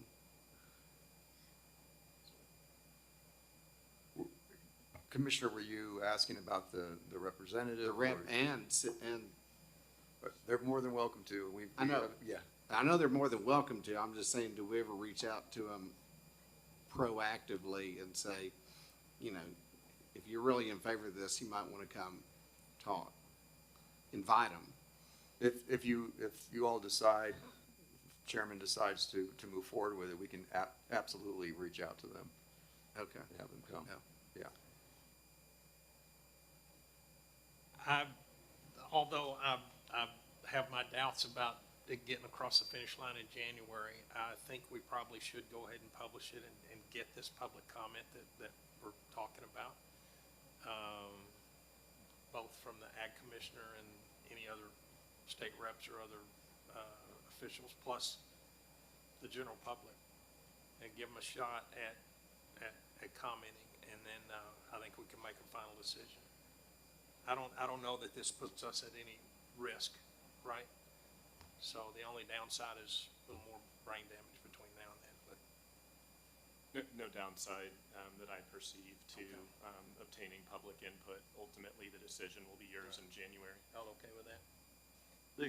Well, Mr. Chairman, I'd kill it right here, but I don't think it's gonna change me much, but I'll certainly go along with that as long as Commissioner Timmerman said, we are the two rookies here, so we can vote it down in January. Am I clear on that? That's correct, Commissioner. Over down. Again, James Murphy for General Counsel here for the record. The thing is, the way that we structure this is we'll have a Wednesday work session opportunity to have that discussion. And if the commission is of the same opinion at that Wednesday work session, we can even pull it down before vote on Thursday, or we can let people come and hear from Commissioner Miller and others on Thursday and ultimately make an up or down vote decision there. So absolutely, this is not the approval stage, and you'll have another chance to provide input on a final decision. All right. I would like to state that as a child, I did not have any bad dreams of an aquatic plant attacking me. So this is strictly based on the facts. And Chairman, the only other clarification would be the addition that Mr. Tennant Right, mentioned yeah, I about was the gonna aquatic mention plant definition. So, Thank you. if there are no further questions, I will authorize staff to publish the rules with the definition change that Mr. Tennant mentioned at the beginning of his presentation, in the Texas Register. Thank you. All right. Thank you. That went well. Work session item number 11, disposition of land in San Patricio County, approximately 8.1 acres at Lake Corpus Christi State Park. Request for permission to begin the public notice and input process. Trey Vick. Right. Chairman Foster, Commissioners, for the record, my name is Trey Vick. I'm with the Land Conservation Program, and I'm presenting today a disposition of land of approximately 8 acres at Lake Corpus Christi State Park. As you can see here, Lake Corpus Christi State Park is down where the red star is. It's just outside of Corpus Christi, approximately 40 miles. Lake Corpus Christi State Park is a leased park consisting of approximately 356 acres. from the city of Corpus Christi. The park provides access to the 18,000 acre Lake Corpus Christi with a current lease term through 2052. This park provides various recreational opportunities on Lake Corpus Christi, such as paddling, fishing, birding, and camping. The city of Corpus Christi approached staff requesting the release of 8.1 acres. This would allow the city of Corpus Christi to lease that area to the city of Mathis for the installation and maintenance of water wells adjacent to an existing city of Mathis water treatment plant. This 8 acres is comprised of 2 individual tracts. One tract is approximately 5.5 acres, the second tract is approximately 2.5 acres. These requested tracts of land do not currently provide recreational opportunity to the public, and disposition of these tracts will not hinder current park operations.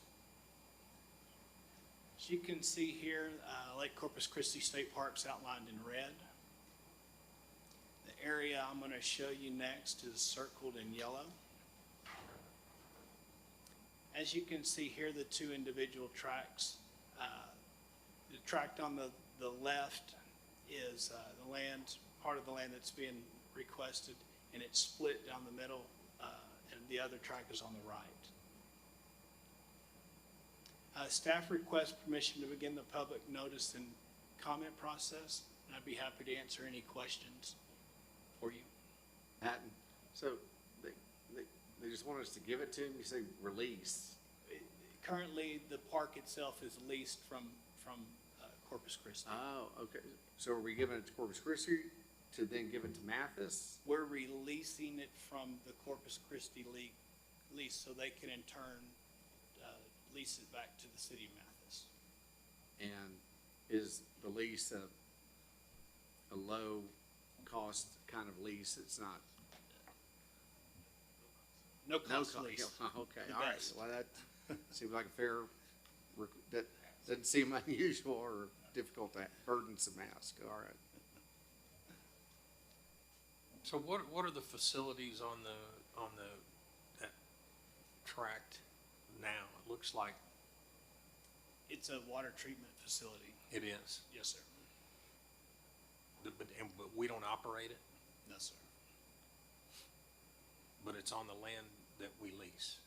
It's within the original lease property. So it seems to me it makes a lot of sense to get rid of it anyway in terms of, so that it's not part of our responsibility, right? Correct. Does that make sense? Operationally, it's away from.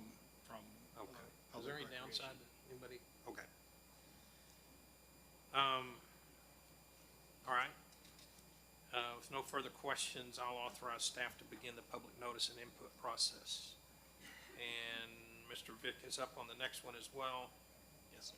Which is work session item number 12, exchange of land in Bear County, approximately 3 acres at Government Canyon State National Area. Okay, Mr. Chairman, Commissioners, for the record, my name's Trey Vick of the Land Conservation Program. This item is an exchange of land, Bear County, approximately 3 acres at Government Canyon State Natural Area.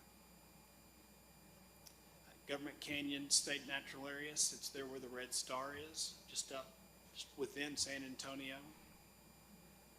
You can see a close-up map here. Government Canyon SNA consists of approximately 12,000 acres situated along the edge of the Balcones Escarpment, the northwest side of San Antonio. The SNA is a karst preserve protecting the quality and supply of fresh water to the Edwards Aquifer. The SNA provides thousands of acres of aquifer recharge zone, as well as portions of the contributing and artesian zones. These crevices, fissures, and springs are home to several endangered invertebrates found nowhere else in the world. The Bear County Emergency Services District Number 7, ESD 7, has requested an exchange of land with Texas Parks and Wildlife of approximately 3 acres to construct a new fire station to serve the Callison Ranch neighborhood area and the surrounding community, which includes portions of the SNA. TPWD and Bear County ESD 7 have worked in partnership and have identified 2 3-acre parcels one from each of us to complete the exchange of land. TPWD will retain access for pedestrian vehicle path for the SNA. Here's an overall map of Government Canyon. The two areas that I'll show you are circled in yellow. This tract here is the tract that for the fire station, the ESA number 7 has identified that will come to TPWD. It sits up to the north, circled in yellow. And here's the tract that's currently owned by TPWD. You can see the surrounding rooftops. That area has just really taken off. So the ESD number 7 has tried to identify a spot for fire station in the area. This was one of the only spots available, so we've been negotiating the swap for a while now. Staff requests permission to begin the public notice comment process. Plus, we also have the fire chief here available if there's any questions. I'd be glad to happy to answer any.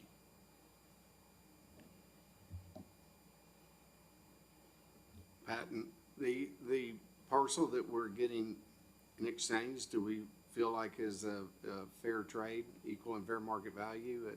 Yes, sir. We've had both parcels appraised.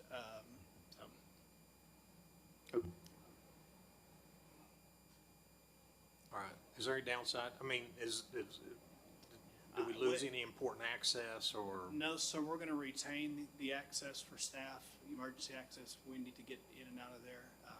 It's a great asset for the area. It's going to supply, better response times for the area, plus for the SNA. That's the side of the park that would. So staff is in favor? Yes, sir. All right.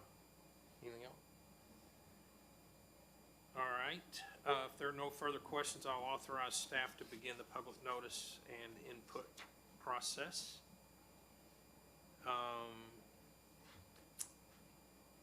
And I think that's it. Work session item numbers 13 through 21 will be heard in executive session. At this time, I would like to announce that pursuant to the requirements of Chapter 551 Government Code, referred to as the Open Meetings Act, an executive session will be held for the purpose of deliberation of real estate matters under Section 551.072 of the Open Meetings Act, and seeking legal advice under Section 551.071 of the Open Meetings Act, including advice regarding pending or contemplated litigation. And we will now recess for executive session at 12:06 p.m. Thank you. Where's my hammer?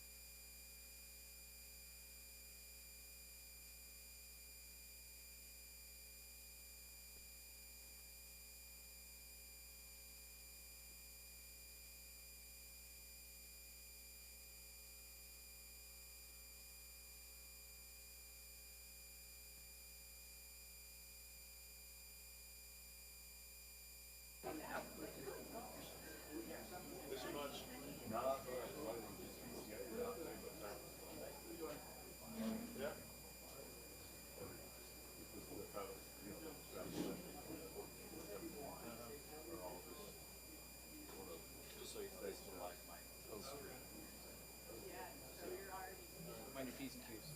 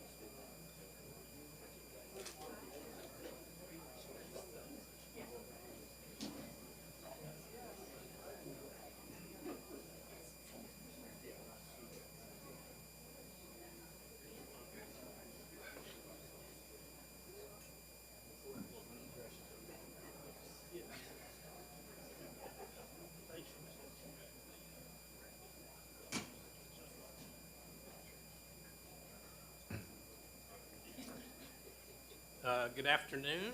We will now reconvene the work session on November 5th, 2025 at 1:36 p.m. And I will take roll again.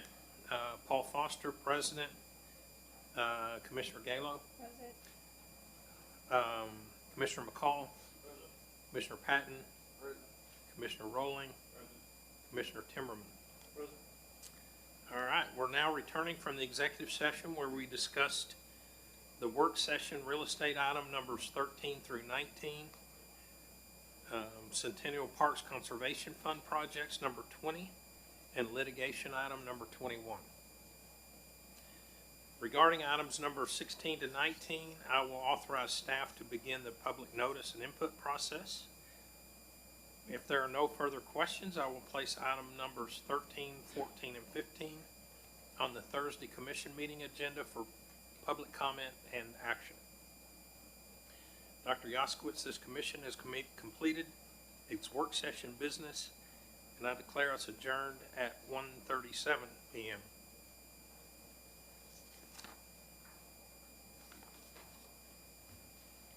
And now we will begin the regional public hearing, which we call to order on November 5th, 2025 at 1:38 p.m. I don't know that I need to call roll again. I think we're all still here. This is our regional public hearing, and before proceeding with any further business, I believe Dr. Yaskowitz has a statement to make and some comments about how the system works. Thank you, Chairman. Public notice of this meeting containing all items on the proposed agendas has been filed in the Office of the Secretary of State as required by the Chapter 551 Government Code, referred to as the Open Meetings Act. I would like for this fact to be noted in the official record of this meeting. And then just briefly, Chairman and Commissioners, we're going to have obviously public hearing here in El Paso. Those that are going to be commenting are limited to 2 minutes, but we will have some presentations from some of our team members that are in the region that want to talk specifically about some of their projects. So with that, Chairman, we can move to briefing item number 1. All right. Briefing item number 1, Texas Parks and Wildlife Department operations and initiatives in the El Paso border area. And Mr. Cesar Mendez, I think, has the first presentation. Welcome.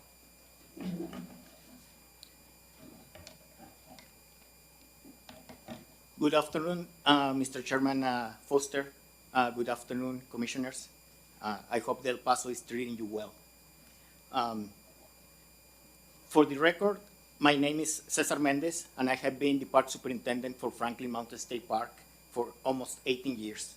And I am honored to deliver this briefing to you today. State Park Region 1 manages and protects 19 park locations that geographically extend across the Trans-Pecos ecoregion, from Lake Colorado City to Brackettville to Big Bend to El Paso. This region has more than 443,000 acres of state park land, which accounts for more than 68% of the entire Texas state park system. Collectively, the parks in Region 1 hosted more than 695,000 visitors in fiscal year 25, which was 56,000 more than the previous year. And the region earned $4.7 million in revenue. Some interesting facts about parks in Region 1 include San Solomon Springs at Balmore State Park, featured in the upper right-hand corner of this slide, flows at a rate of 15 million gallons per day, which translates in filling the pool that you see in the picture 4 times every day. And it's considered the largest spring-fed pool in the world.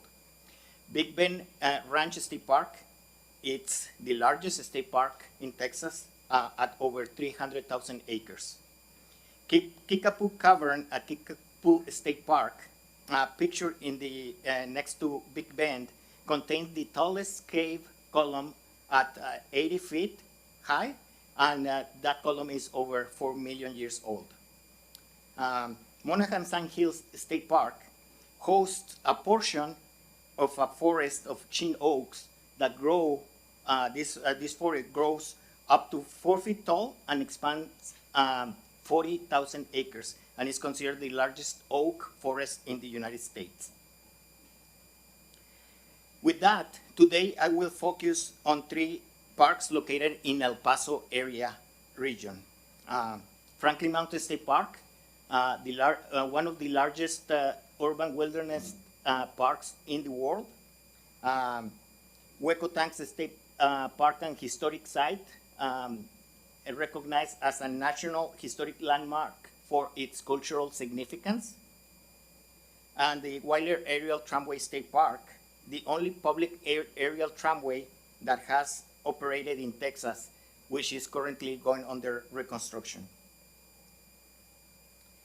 Located entirely within city limits, Franklin Mountain State Park protects habitats for a large variety of Chihuahuan desert plants and animals.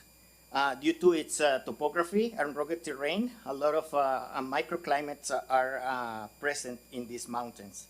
The park also provides a variety of hiking and mountain biking opportunities along its extensive trail system. And also scientists from diverse fields conduct research projects within the park. Hueco Tanks State Park and Historic Site is rich in human history. It protects thousands of pictographs and petroglyphs, including the largest collection of painted masks or face-like figures ever found in North America. The park is one of the finest and most complex examples of how to balance and manage recreational activities while maintaining the integrity of its resources through a limited capacity public access. The Wyler Aerial Tramway provided access to the top of Ranger Peak to numerous visitors every year when it was operated between 2001 and 2018. There, visitors could enjoy spectacular views of this vibrant binational community. These state parks in the border, in the El Paso border area, store more than 27,000 acres of land. And during fiscal year 25, this park received over 119,000 registered visitors and generated over $627,000 in revenues. Due to its proximity to Fort Bliss, a total of 3,966 military-related parkland passes to include active duty, veteran, disabled veteran, and Gold Star were issued by these parks. Education and interpretation are critical aspects of our mission. During fiscal year 25, park staff from the El Paso border area delivered 650 educational and interpretive programs, special events, reaching roughly 6,700 children and youth, as well as 21,000 adults. A total of 375 new junior rangers earned their badge. Hopefully among them we have the future park staff that will continue to carry our mission. Franklin Mountain State Park is getting a water well and public water system to supply the park's headquarters and visitor center. Currently, the park is purchasing water which is delivered by truck and pumped into two 10,000-gallon tanks, one for potable water and one for a fire suppression system. Another project, one of the most anticipated projects for Franklin Mountain State Park was the translocation of desert bighorn sheep from Elephant Mountain Wildlife Management Area. A total of 77 sheep were released on December 4th, 2024, and the first lambs were being born at the beginning of February 2025. Hueco Tanks State Park and Historic site has two large projects in the works, a water well and a new cultural center, park headquarters. And finally, progress, as many of you witnessed yesterday during the press release, progress is being made for the Weiler Aerial Tramway renovation project, currently working on phase 1, which includes site preparation and utilities, parking lot expansion, and a bus accessible loop and driveway. Thank you, Chairman, Commissioners. All right, thank you. Does anybody have any questions for Mr. Mendez? You oversee some great parks, and thank you. Thank you. All right, next, Mr. Brad Simpson.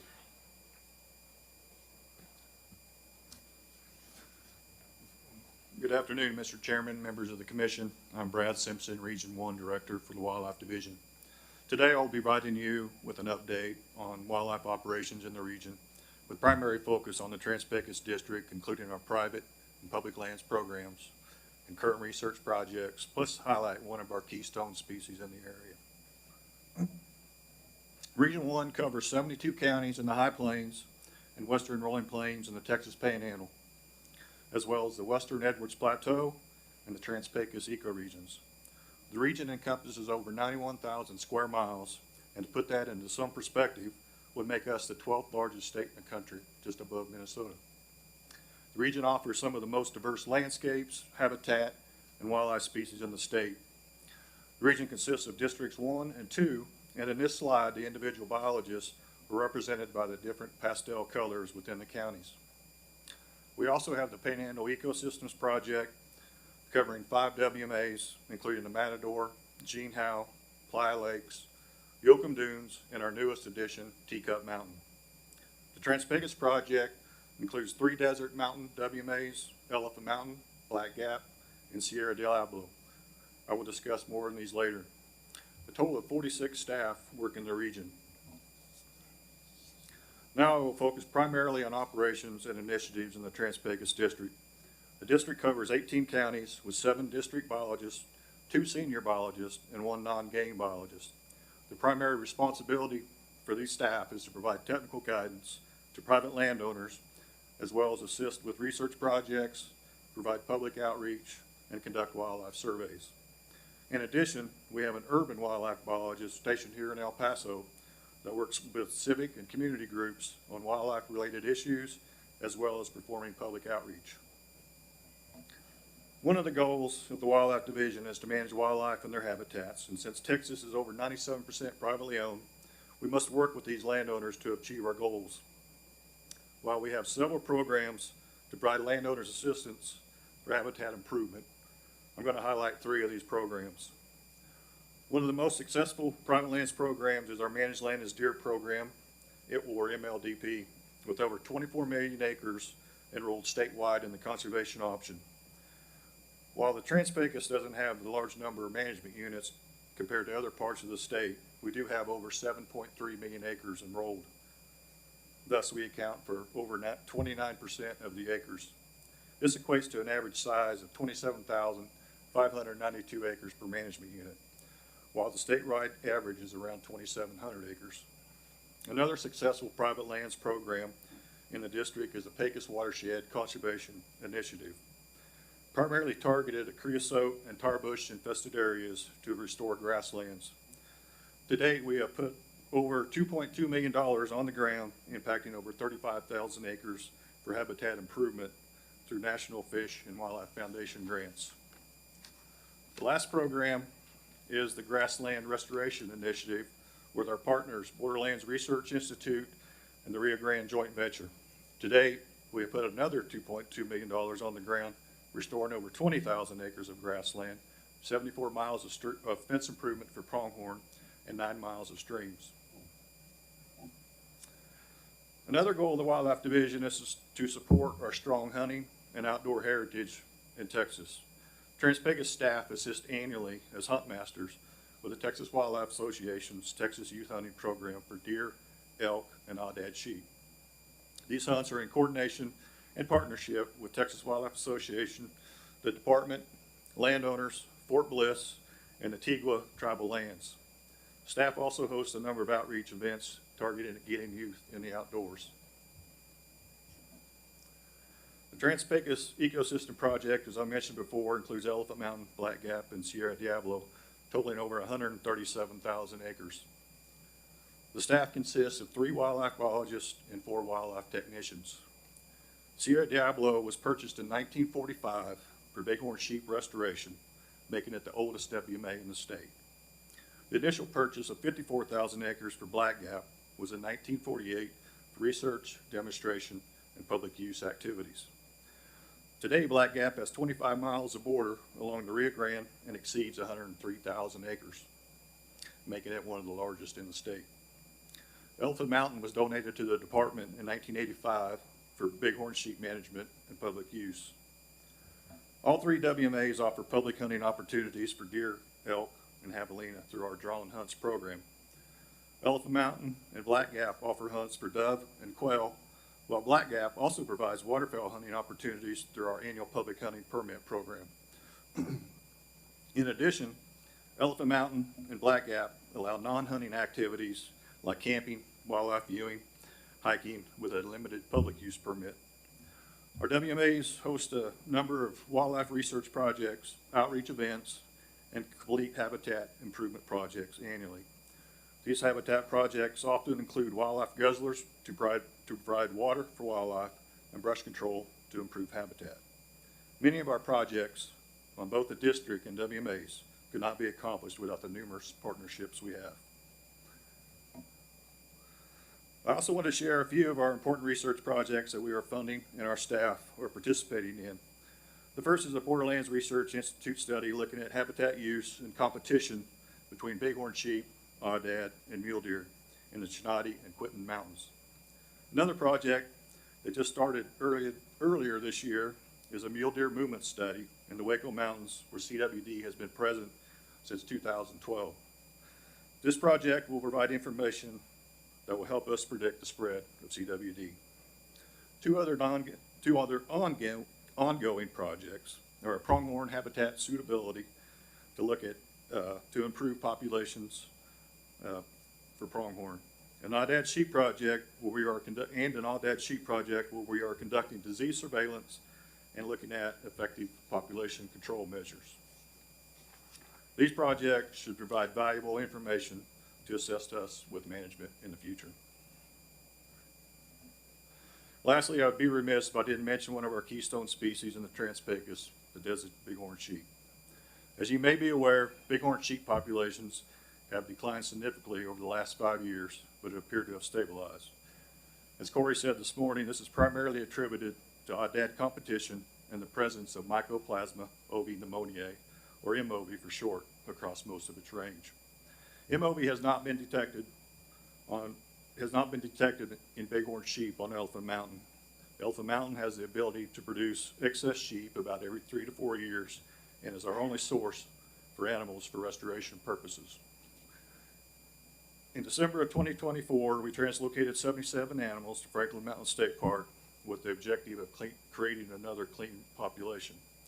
To date, we have 71 adults still on the mountain, and we just completed surveys last week on the state park and observed 13 lambs, giving us a total of 84 sheep on the area. I also need to thank our longstanding partners, Texas Bighorn Society, Wild Sheep Foundation, and the numerous landowners that are passionate about restoring our bighorn sheep populations in the state. Mr. Chairman, that concludes my presentation. Be happy to answer any questions. Thank you. Do we have any questions or comments for Mr. Simpson? No, thank you very much. And then Jason Hubner.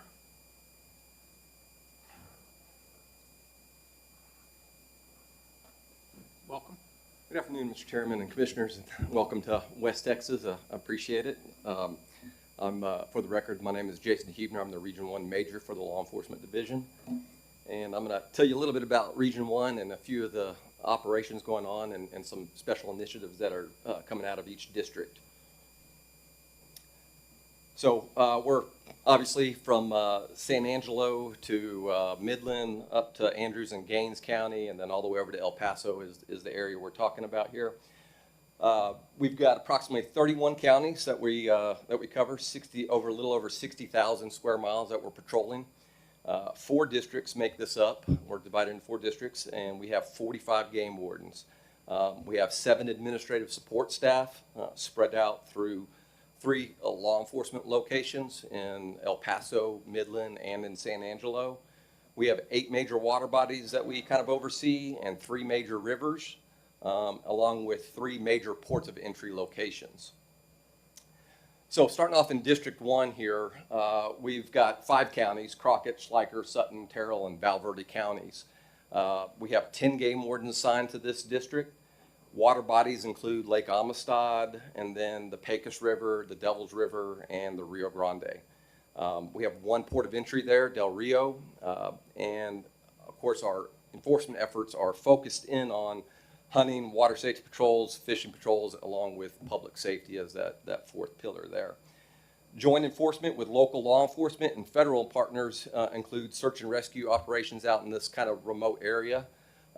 In addition to that, what's kind of unique to this district is we have a wildlife forensic initiative that kind of was born out of this district, and the genesis of this stemmed from a bear case where a bear was killed in Del Rio, and after routine case review, we saw areas for improvement in the wildlife forensics and a little bit more sophistication. So what we ended up doing is we sent 10 game wardens to Arizona to the wildlife human attack and response training.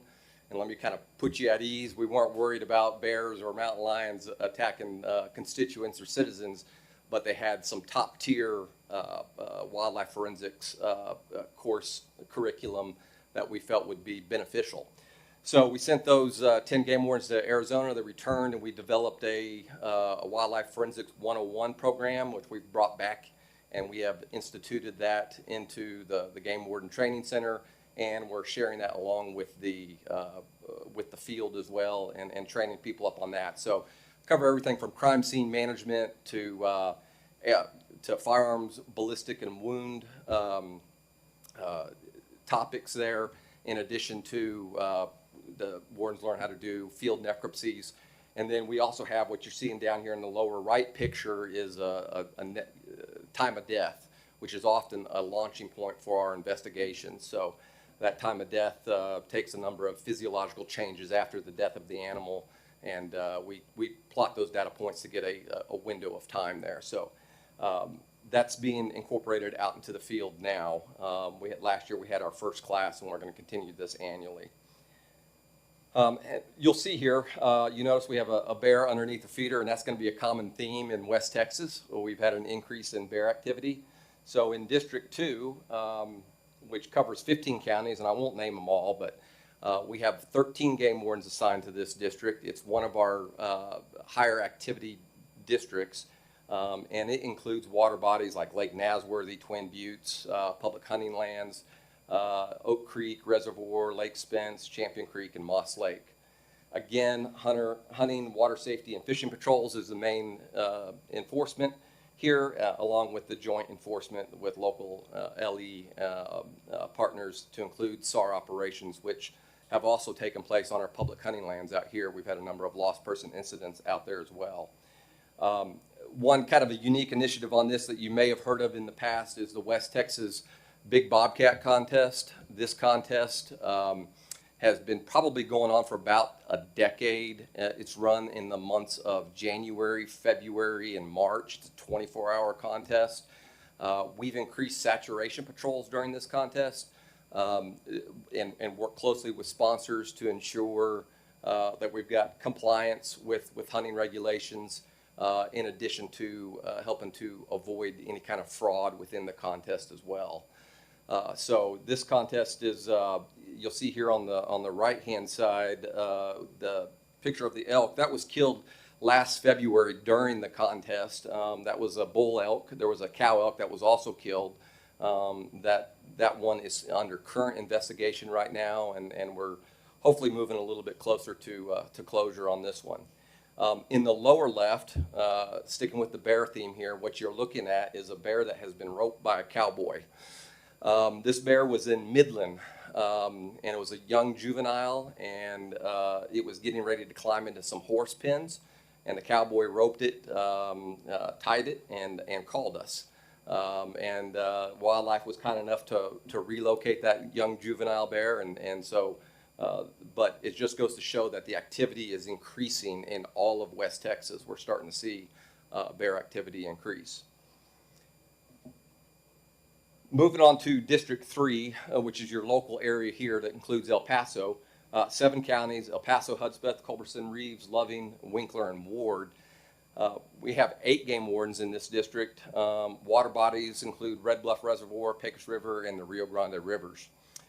We have 1 major port of entry here in El Paso, along with, again, we continue with the hunting, fishing, and water safety patrols, and joint enforcement and search and rescue operations. As you can see here, this one is in Franklin Mountain State Park. We work closely with the state park police officers in bringing resolution to that.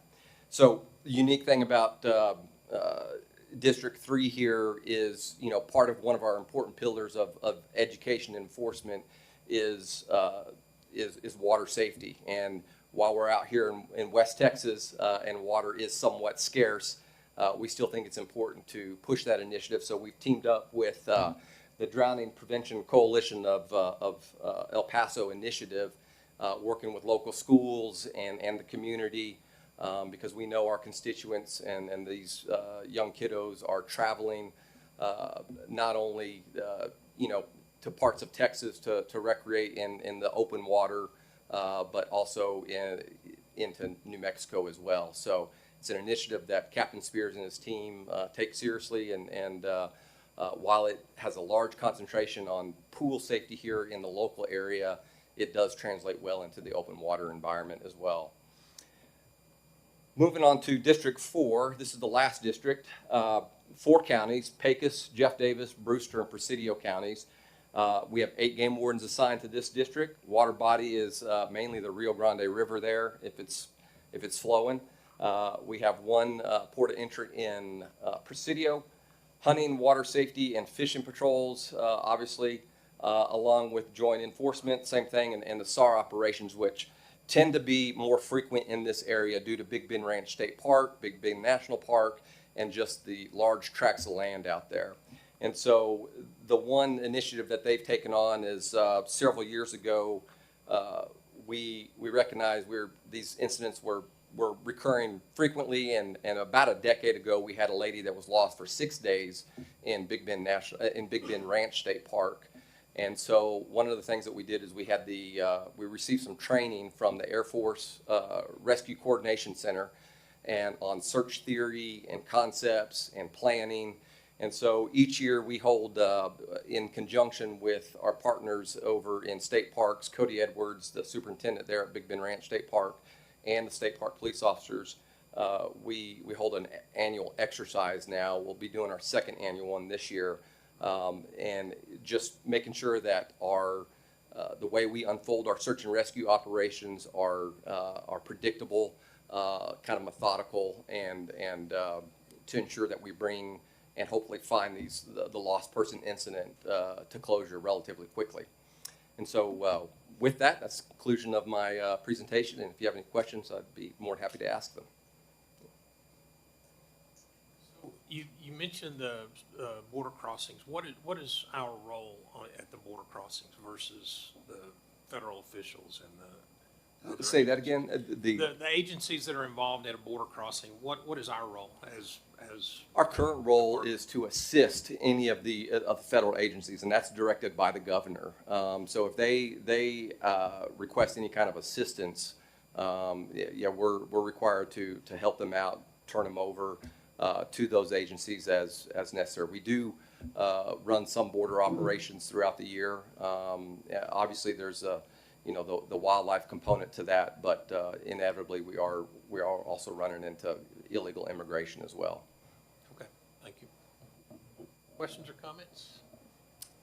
All right. Okay. Thank you. Yeah, very good. The Texas Parks and Wildlife Commission will now hold a regional public hearing to receive public comments concerning any issue relating to the commission's regulatory powers and duties. And we'll now hear from those signed up to speak. And number one on the list is our State Rep Vince Perez. Welcome. Thank you, Mr. Chairman. Well, good afternoon, Chairman Foster, Commissioners Galo, McCall, Patton, Rolling, and Timmerman, and everyone with the Texas Parks and Wildlife Department. As the representative for this district, District 77, I just wanted to extend my gratitude to you for holding this field hearing here in El Paso. It truly means a great deal to our community to host you and to have the opportunity to highlight the outstanding work being done every day by the dedicated team here in West Texas. I also want to thank Chairman Foster for his leadership and for his long record of service to both our state and community. His ongoing commitment to strengthening our state parks, investing in higher education, and supporting community development has made a tremendous difference across our great state, particularly here in El Paso. We're proud to see that dedication now guiding this commission's work.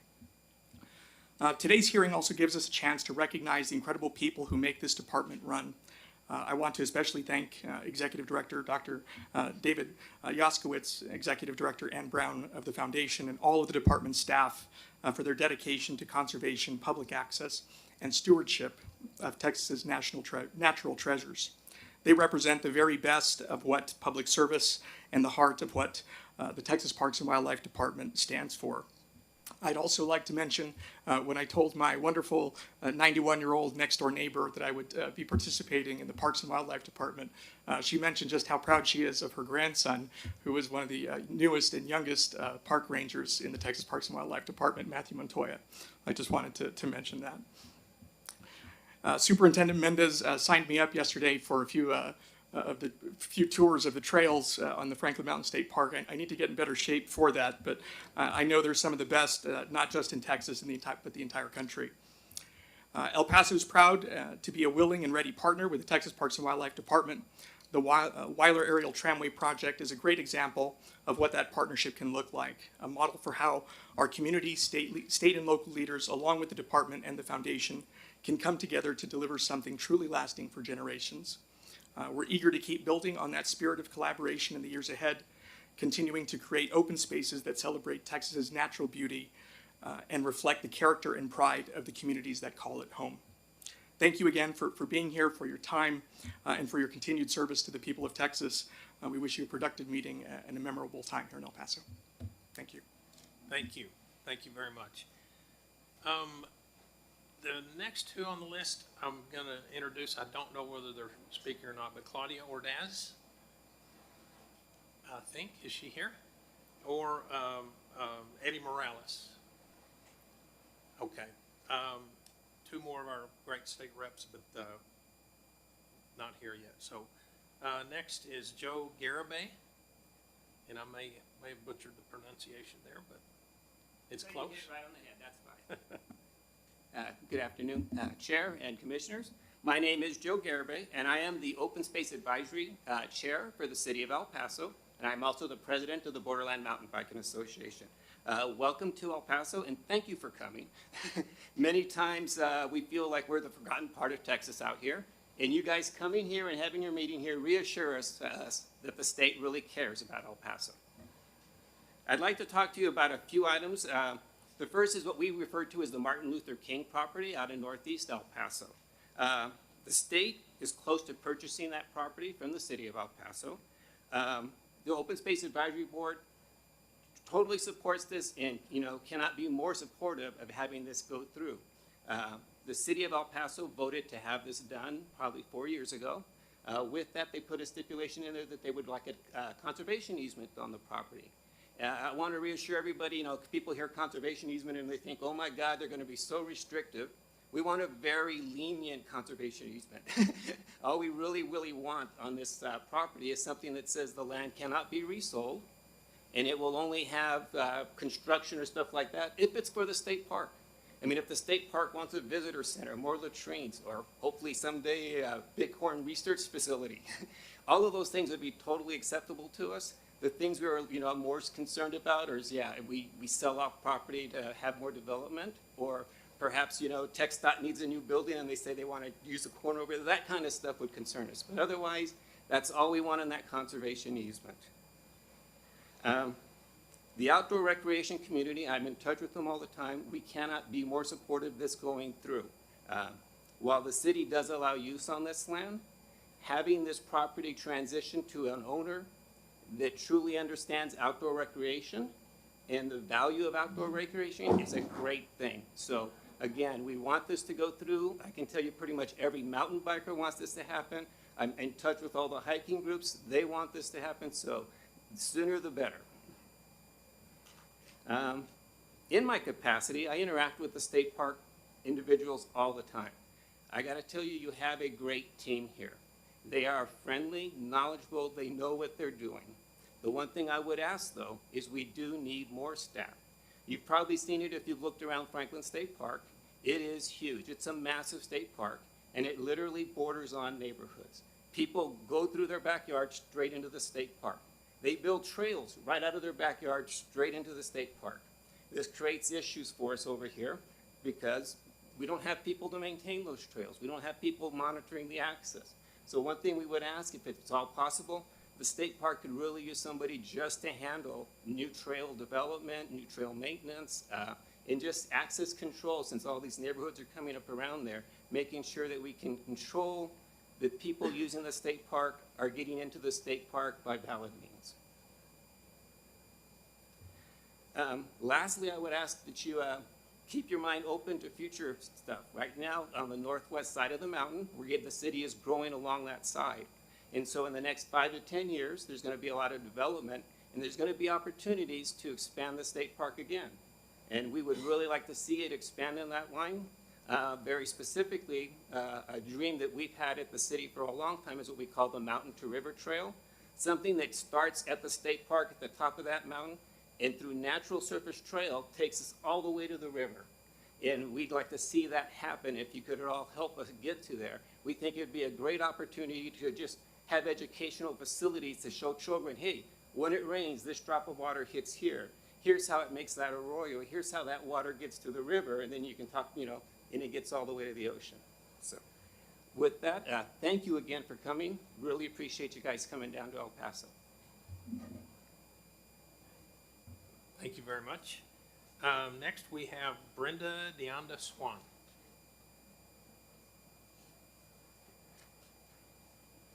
Welcome. Thank you. Good afternoon, Mr. Chairman, Commissioners, Dr. Yoskowitz. My name is Brenda Deonda Swan. I'm the General Manager of the local ABC affiliate, KVIA-TV. It was great to visit with some of you yesterday at the base of the tramway. The tramway was described yesterday as a gem, a treasure. I will also use the word essential. KVIA-TV is one of several broadcasters that house their transmitters atop Ranger Peak. We understand there are governmental agencies, federal and local, telecommunications companies as well that also have facilities there. We picked that location decades ago and made investments there because it's the best location on the Franklin Mountains to serve our community. The signal footprint allows for the greatest coverage of homes. Since 2018, our employees have had to hike through rugged terrains to access critical facilities. You saw the top of that ridge. It's treacherous. We no longer have access to our transmitter after dark or in bad weather. What used to be a 4-minute ride is now a 45-minute hike each way, at least, depending on the condition of the hiker/engineer and the weather and the equipment they carry on their backs. This is a public safety issue. The public depends on broadcasters to stay informed in good times and bad. And I'm talking about emergencies. The broadcasters on Ranger Peak are KVIA 7, KTSM 9, KTDO Telemundo, KTFN Intravision, KSE Christian Broadcasting, and KTSM Radio iHeartMedia. The new tramway is being built on a different mesa on the Franklins, away from Ranger Peak. At one point, there was talk of a boardwalk connecting the sites to allow equipment and people to safely reach the antennas and the towers. You are familiar with the history of the tramway. It was built for the purpose of reaching television transmitters on the mountain, and when it was donated to the state, it was done so with the stipulation that access for broadcasters would remain. We ask that the new plans for the tramway honor that commitment. I appreciate your attention and hope you continue enjoying your visit to El Paso. And for the sake of the public we serve, we hope to restore quickly, reliable, and safe access to the transmitters. Thank you, Mr. Chairman.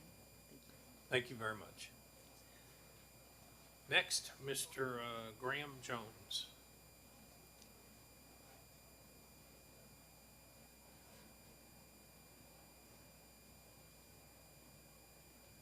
Welcome.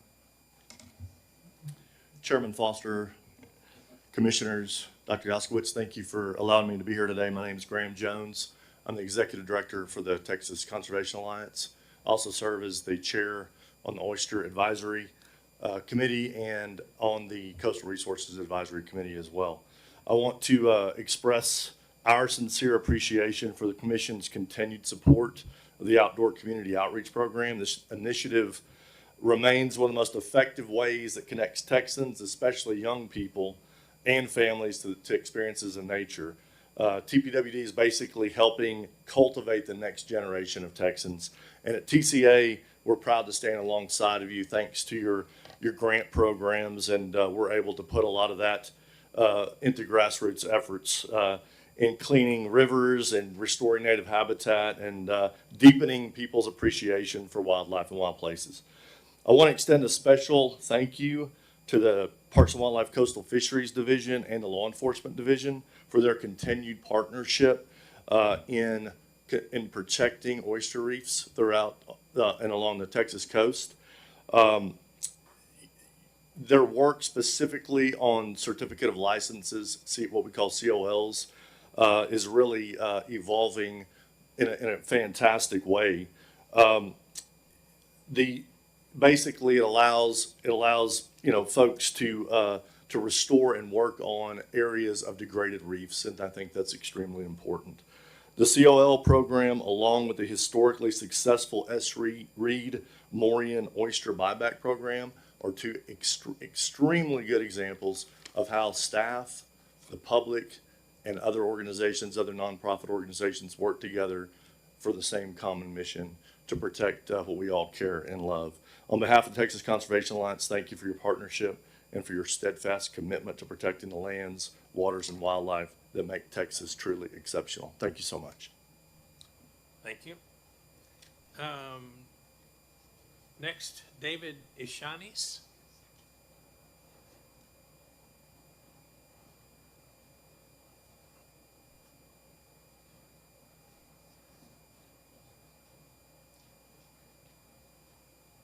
Welcome. Good afternoon, ladies and gentlemen. So I'm the chief engineer of KSCE TV, and we're at command on the peak. I'm talking about the Weiler Tramway, and Ms. Swan has actually said what I was going to say. There's a long hike up there, and we don't have no access to the transmitter to service it and things of this nature. And the new tramway seems to be going up a different way, and we don't have really a way to get up to the mountain to service it or to take equipment up to it. And it is a dangerous hike and everything to get up there now. And the older tramway has been out of service for quite a long time now, and we're just hoping that there may be some type of consideration or something for us to maybe a walkway, or I have no idea what, but we're not in real good shape up there trying to get up there. And thank you. I was up there yesterday, and I see exactly what you're talking about. So, yeah. Thank you very much. Thank you for bringing it to our attention. Next is Maya Sanchez.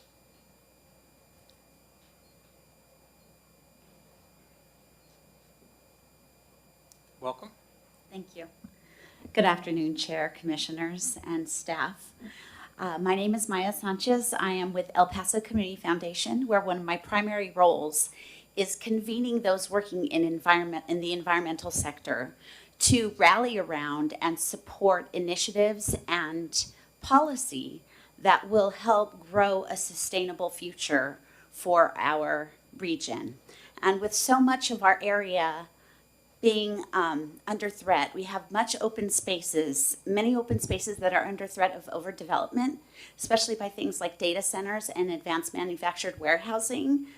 When you have the opportunity, like the MLK property in the Northeast, to protect it for future generations, I want to just encourage you to do that. I also want to thank Mr. Garibay for making me aware of this meeting, and I echo all of his comments as well as State Rep Perez's comments. So thank you for being here. I just wanted to throw that to the commission and just really share how important it is for our area to conserve these microclimates and ecosystems from the mountain to the river that have all but disappeared. We want to be able to protect that for future generations. So thank you for your consideration. Thank you. And I'm looking at Dee to be sure, but I think that was the last person that we have signed up to speak. Yes, sir, Chairman. Okay. Thank you all. We certainly appreciate your comments, and we take them all very seriously. The Texas Parks and Wildlife Commission, whoops, already did that. Is there anyone I missed that would like to speak? If not, this commission has completed its business, and I declare us adjourned at 2:23 p.m. Thank you.